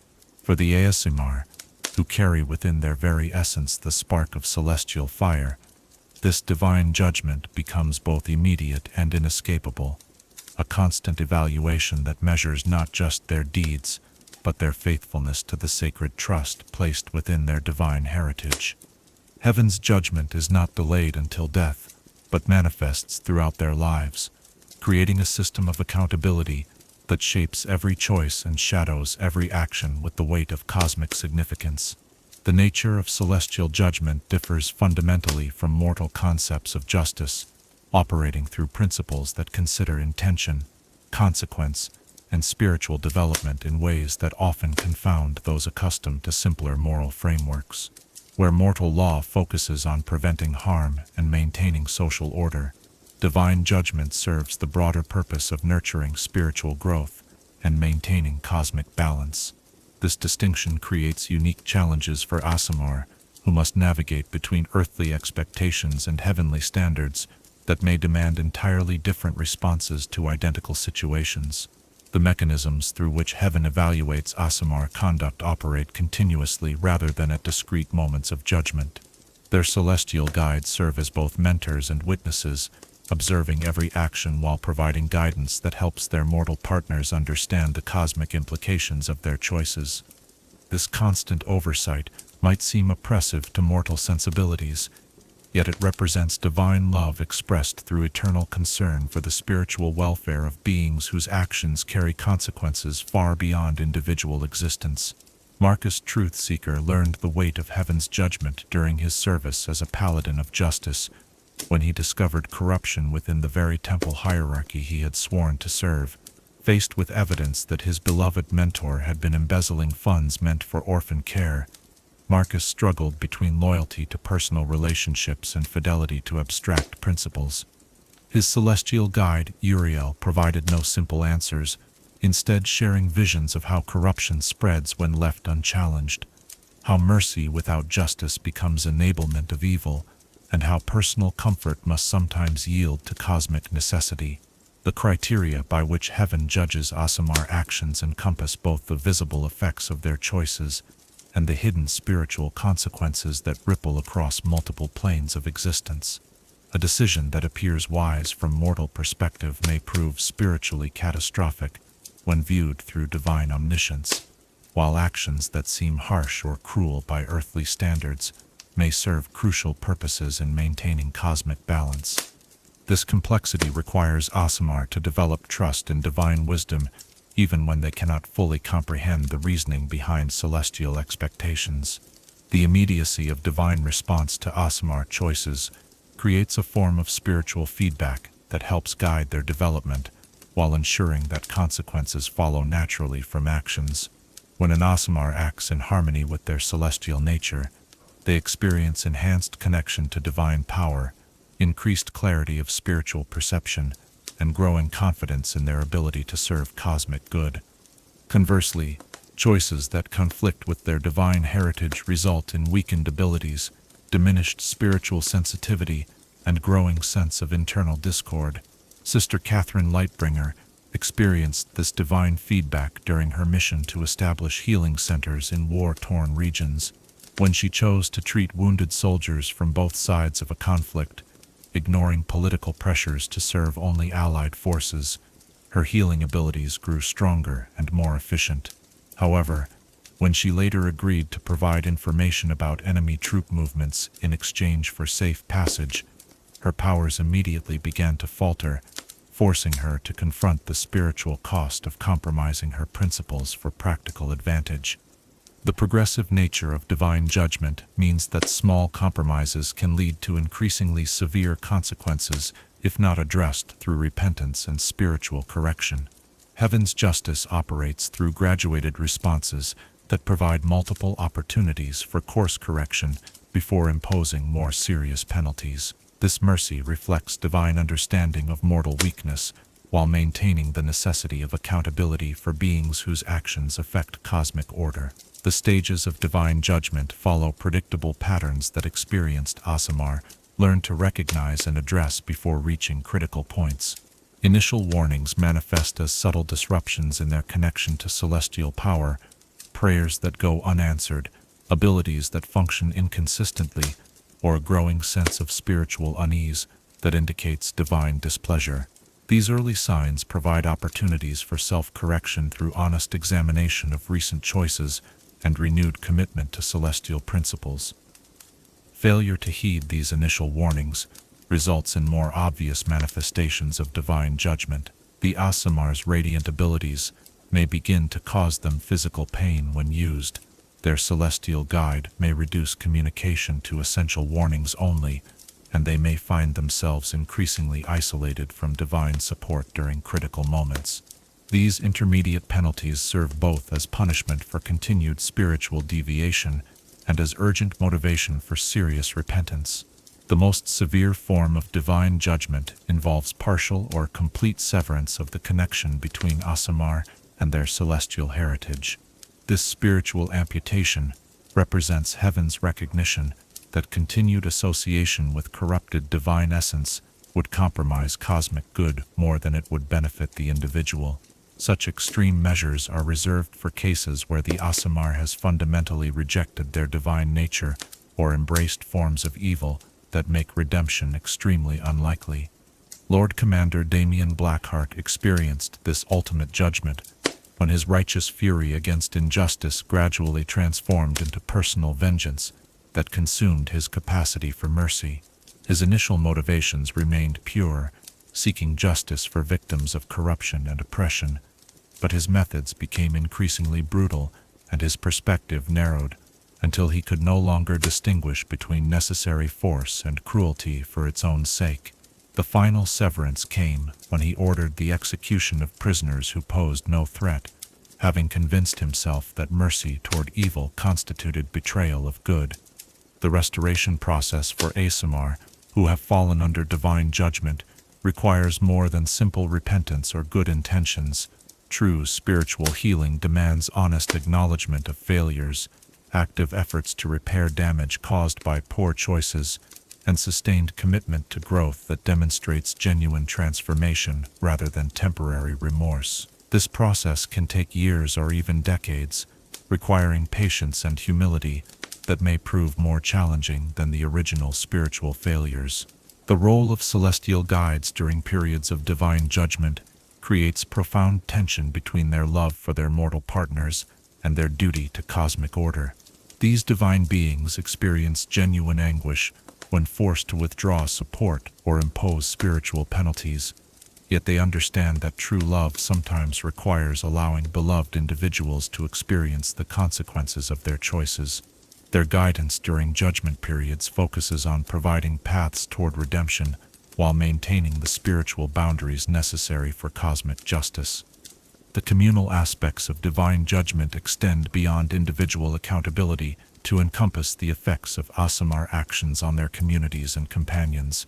Heaven evaluates not just personal choices, but also the influence those choices have on others, the example they set for those who look to them for moral guidance, and the broader spiritual health of the communities they serve.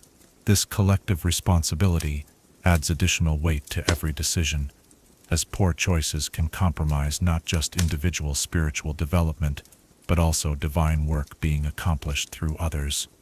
The theological implications of immediate divine judgment challenge common assumptions about free will, moral responsibility, and the relationship between divine love and divine justice. The constant oversight experienced by Aasimar demonstrates that free will operates within parameters set by cosmic necessity, while the graduated nature of divine response shows that justice serves redemptive rather than purely punitive purposes. Yet the reality of severe consequences for spiritual failures proves that divine love does not preclude demanding accountability for sacred trust. The documentation of divine judgment patterns has provided important insights into celestial priorities and the factors that determine the severity of heavenly response to moral failures. Scholars have identified that crimes against innocence receive particularly swift and severe judgment, while failures of courage or wisdom typically result in more gradual consequences designed to promote growth rather than punishment. The specific nature of divine response often reflects the particular cosmic role assigned to the individual Aasimar and the broader implications of their spiritual condition. The prevention of divine judgment has become a crucial focus for institutions that train and support Aasimar in their spiritual development. Programs that emphasize regular spiritual examination, peer accountability, and mentorship from experienced individuals help identify potential problems before they reach critical stages. These preventive measures work best when they create supportive communities where Aasimar can discuss their struggles honestly without fear of condemnation or abandonment. The study of redemption processes has revealed important principles that guide successful restoration of divine favor. The most crucial element appears to be absolute honesty about failures and their causes, as attempts to minimize or rationalize poor choices prevent the genuine transformation necessary for spiritual healing. Additionally, active efforts to repair damage caused by past failures demonstrate sincerity more effectively than words or intentions alone. The long-term effects of experiencing divine judgment create permanent changes in Aasimar perspective and behavior that often prove beneficial despite their painful origins. Individuals who have undergone severe spiritual correction typically develop greater humility, deeper appreciation for divine mercy, and enhanced sensitivity to the spiritual implications of their choices. This hard-won wisdom makes them valuable mentors for others facing similar challenges. The variations in divine judgment based on bloodline characteristics reflect the different expectations and responsibilities associated with various forms of celestial heritage. Solar-descended Aasimar face particularly strict evaluation of their exercise of authority and power, while planetar bloodlines are held to exacting standards regarding their protection of innocence. Deva heritage typically results in judgment focused on the quality of their service to others and their faithfulness in communication of divine will. The cultural contexts in which divine judgment occurs create additional complexities for Aasimar, who must navigate between heavenly standards and earthly expectations. Societies that venerate divine authority may place unrealistic expectations on celestial-touched individuals, while cultures that reject supernatural influence may view evidence of divine judgment as proof of dangerous otherworldly corruption. These external pressures can complicate the already challenging process of maintaining spiritual balance. The training of religious and secular authorities to recognize and respond appropriately to divine judgment has become increasingly important as Aasimar populations integrate more fully into mortal societies. Leaders who understand the spiritual dynamics affecting celestial-touched individuals can provide more effective support during periods of judgment, while avoiding interventions that might interfere with necessary spiritual processes. The evolution of divine judgment standards over time reflects changing cosmic conditions and the growing sophistication of celestial-mortal cooperation. Early periods of this relationship featured more dramatic and immediate consequences, while contemporary divine judgment tends towards subtler responses that account for increased mortal understanding of spiritual principles. This evolution suggests that heaven adapts its approach based on the spiritual development of those it seeks to guide. The ultimate purpose of divine judgment transcends individual accountability to serve the broader goal of maintaining cosmic balance and promoting spiritual evolution throughout creation.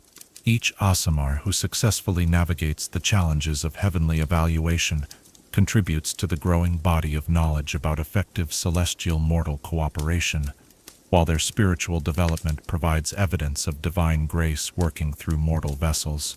The mercy that underlies even the harshest forms of divine judgment reflects heaven's ultimate commitment to redemption rather than punishment. The most severe consequences serve the purpose of preventing greater spiritual damage while preserving the possibility of eventual restoration. This redemptive focus distinguishes divine justice from purely punitive approaches, demonstrating that accountability serves love rather than replacing it. Contemporary research into divine judgment patterns has identified factors that predict successful navigation of spiritual accountability and recovery from periods of divine displeasure. Strong community support, regular spiritual practice, and willingness to accept guidance from experienced mentors all contribute to positive outcomes. Conversely, isolation, pride, and attempts to rationalize failures significantly reduce the likelihood of successful spiritual restoration. The integration of divine judgment principles into broader ethical frameworks has enriched mortal understanding of justice, accountability, and redemption. The example provided by heaven's treatment of Aasimar offers models for human institutions seeking to balance correction with compassion, demonstrate that accountability can serve growth rather than mere punishment, and show that even severe consequences can express love when properly understood and administered. As we contemplate the awesome reality of living under constant divine evaluation, we see reflected both the terrible responsibility and the profound privilege of carrying celestial heritage. Heaven's judgment represents not divine caprice or arbitrary authority, but the logical extension of cosmic love that cares too deeply for spiritual welfare to permit corruption or failure to go unchallenged. In the weight of divine accountability, we glimpse the true value of the sacred trust placed within Aasimar hearts, a treasure so precious that its misuse demands immediate attention and its proper stewardship merits eternal reward. The judgment of heaven ultimately serves not to condemn but to preserve, not to punish but to purify, ensuring that the divine spark within mortal vessels burns bright enough to illuminate even the darkest corners of existence. Chapter 12. Legacy of Light and Shadow. In the twilight hours of contemplation, when the chronicles of divine heritage have been told and the stories of celestial blood flowing through mortal veins have reached their natural conclusion, we find ourselves confronting the ultimate questions that define not just the Aasimar experience, but the very nature of existence itself. What does it mean to carry heaven's burden while walking the earth? How do we measure the worth of a life lived between worlds, belonging fully to neither, yet serving faithfully both? In the legacy of the Aasimar, we discover truths that transcend their individual stories to illuminate the eternal struggle between divine aspiration and mortal limitation, between the light of perfect righteousness and the shadows cast by necessary choice. The Aasimar stand as living testaments to the fundamental paradox that defines all conscious existence, the tension between what we are called to become and what we choose to be. Their divine heritage represents not a guarantee of righteousness, but a potential for transcendence that must be actively embraced through countless daily decisions, each one a small victory or defeat in the cosmic struggle that defines their existence.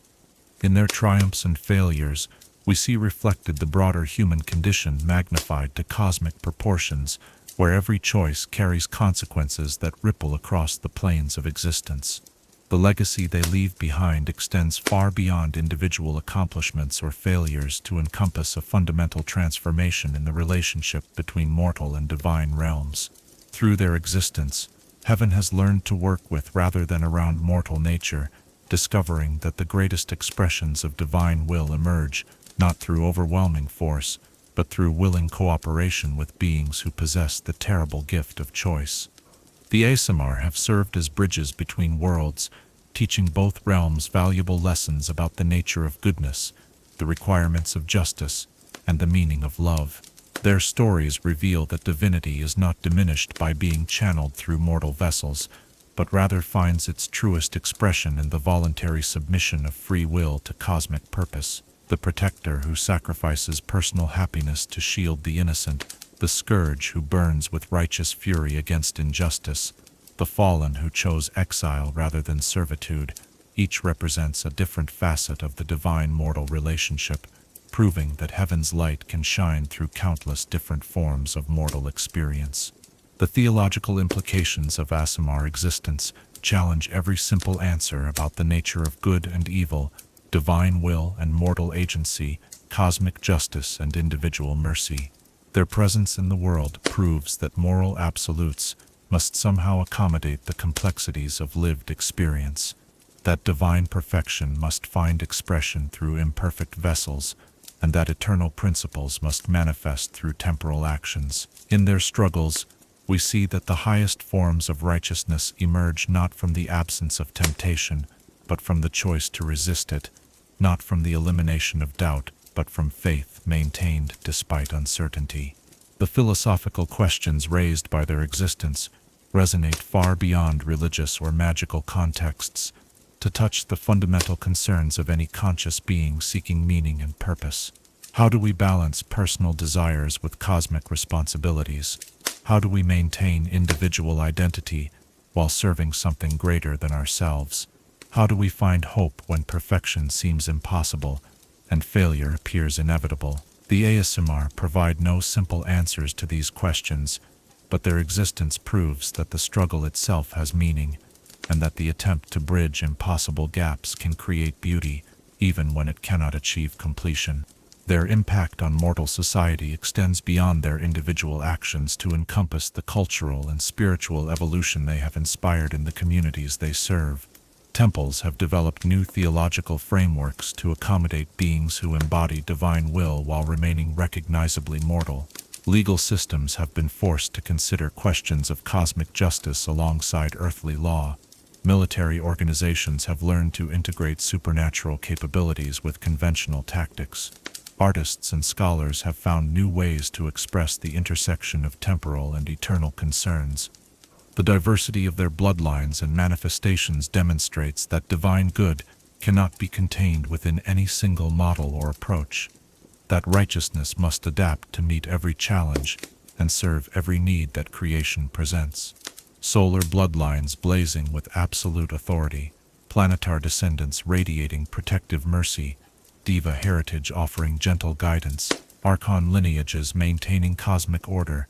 Each represents a different aspect of divine nature working through mortal form, proving that heaven's influence operates through spectrum rather than singularity. The tragic dimension of their existence, the fallen who rejected their heritage, the scourge consumed by their own righteousness, the protectors who sacrificed everything for others, serves as essential counterpoint to their triumphs, reminding us that free will necessarily includes the possibility of failure. These darker aspects of their legacy do not diminish the value of their divine heritage, but rather prove its authenticity. demonstrating that genuine choice requires real alternatives, and that true goodness emerges only from the possibility of its opposite. The evolution of Aasimar society, from scattered individuals struggling with isolated callings to organized communities, providing mutual support and shared wisdom, represents one of their greatest collective achievements. They have learned to transform the burden of divine heritage into strength through connection, to find belonging despite their dual nature, and to create meaning from their unique position between worlds. Their communities serve as models for any group seeking to maintain identity while serving larger purposes.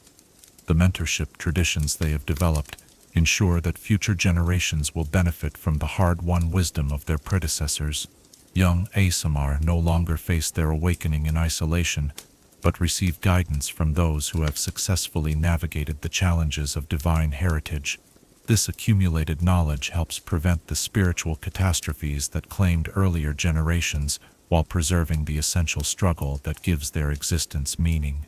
Their influence on the broader understanding of divine-mortal relationships has enriched both theological scholarship and practical spirituality.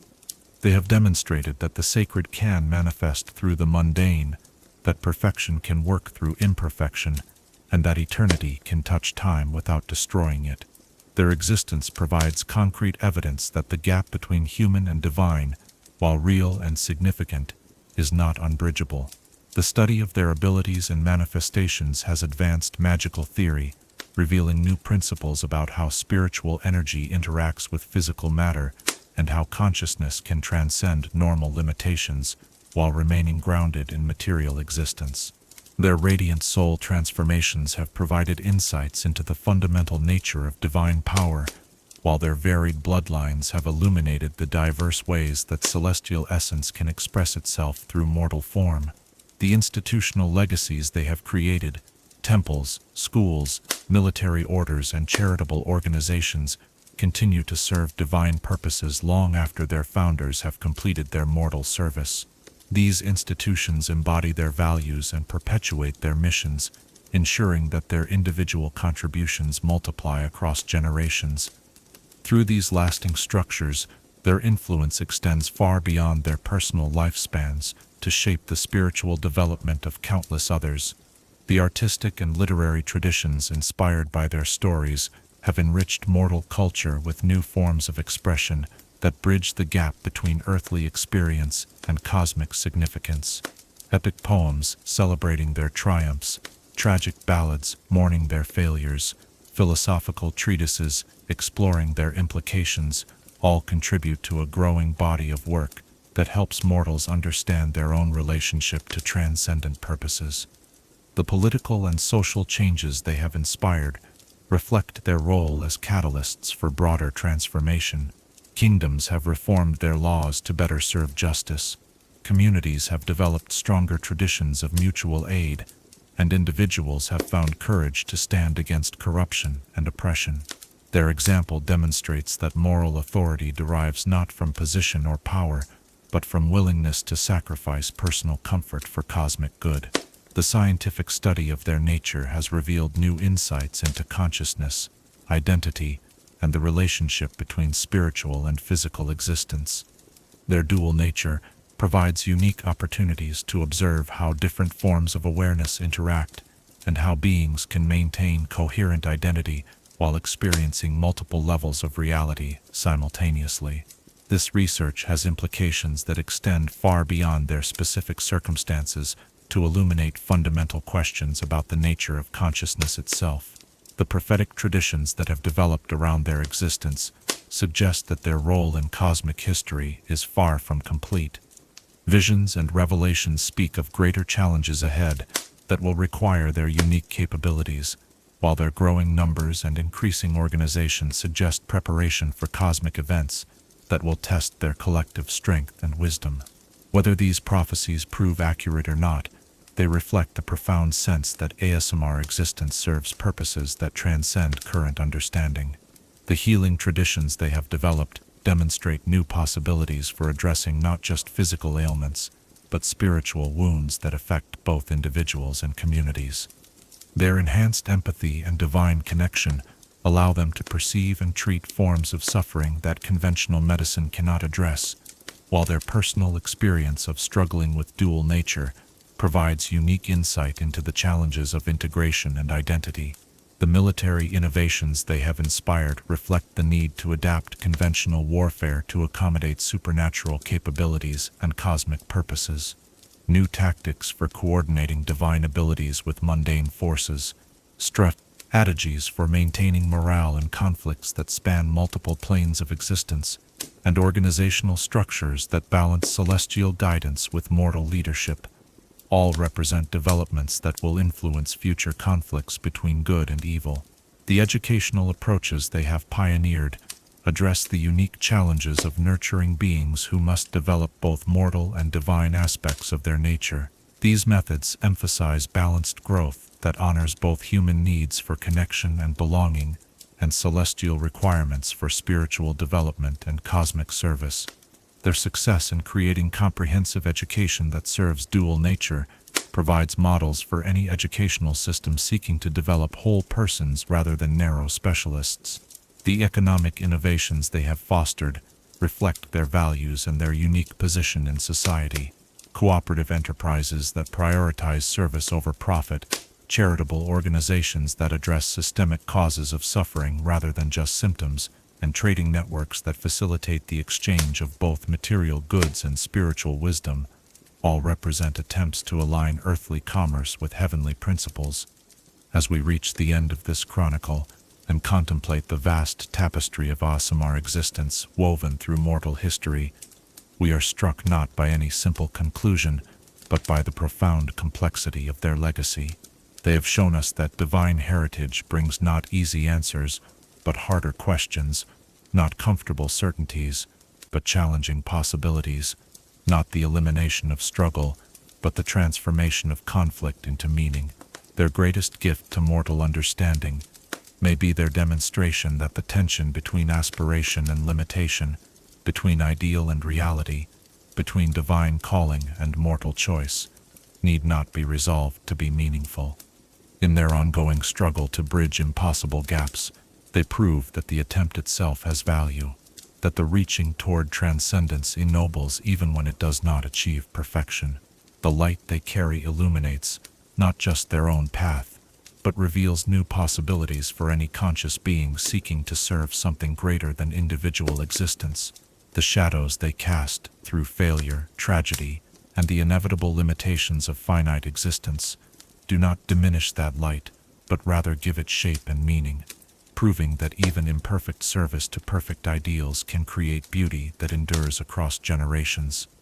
In the end, the legacy of the Aasimar transcends their individual stories to become a meditation on the very nature of conscious existence in a cosmos where meaning must be created through choice, where purpose must be discovered through struggle, and where the greatest achievements emerge from the willing sacrifice of those who choose to stand in the space between worlds, belonging fully to neither, but serving faithfully both. They remind us that divinity is not a destination to be reached, but a direction to be followed, not a state to be achieved, but a commitment to be renewed with each choice we make. Their light continues to shine, their shadows continue to instruct, and their legacy continues to unfold through every being who chooses to carry heaven's burden while walking the earth, proving that the bridge between mortal and divine is built not from grand gestures, but from countless small acts of faith, hope, and love, offered in service to something greater than the self.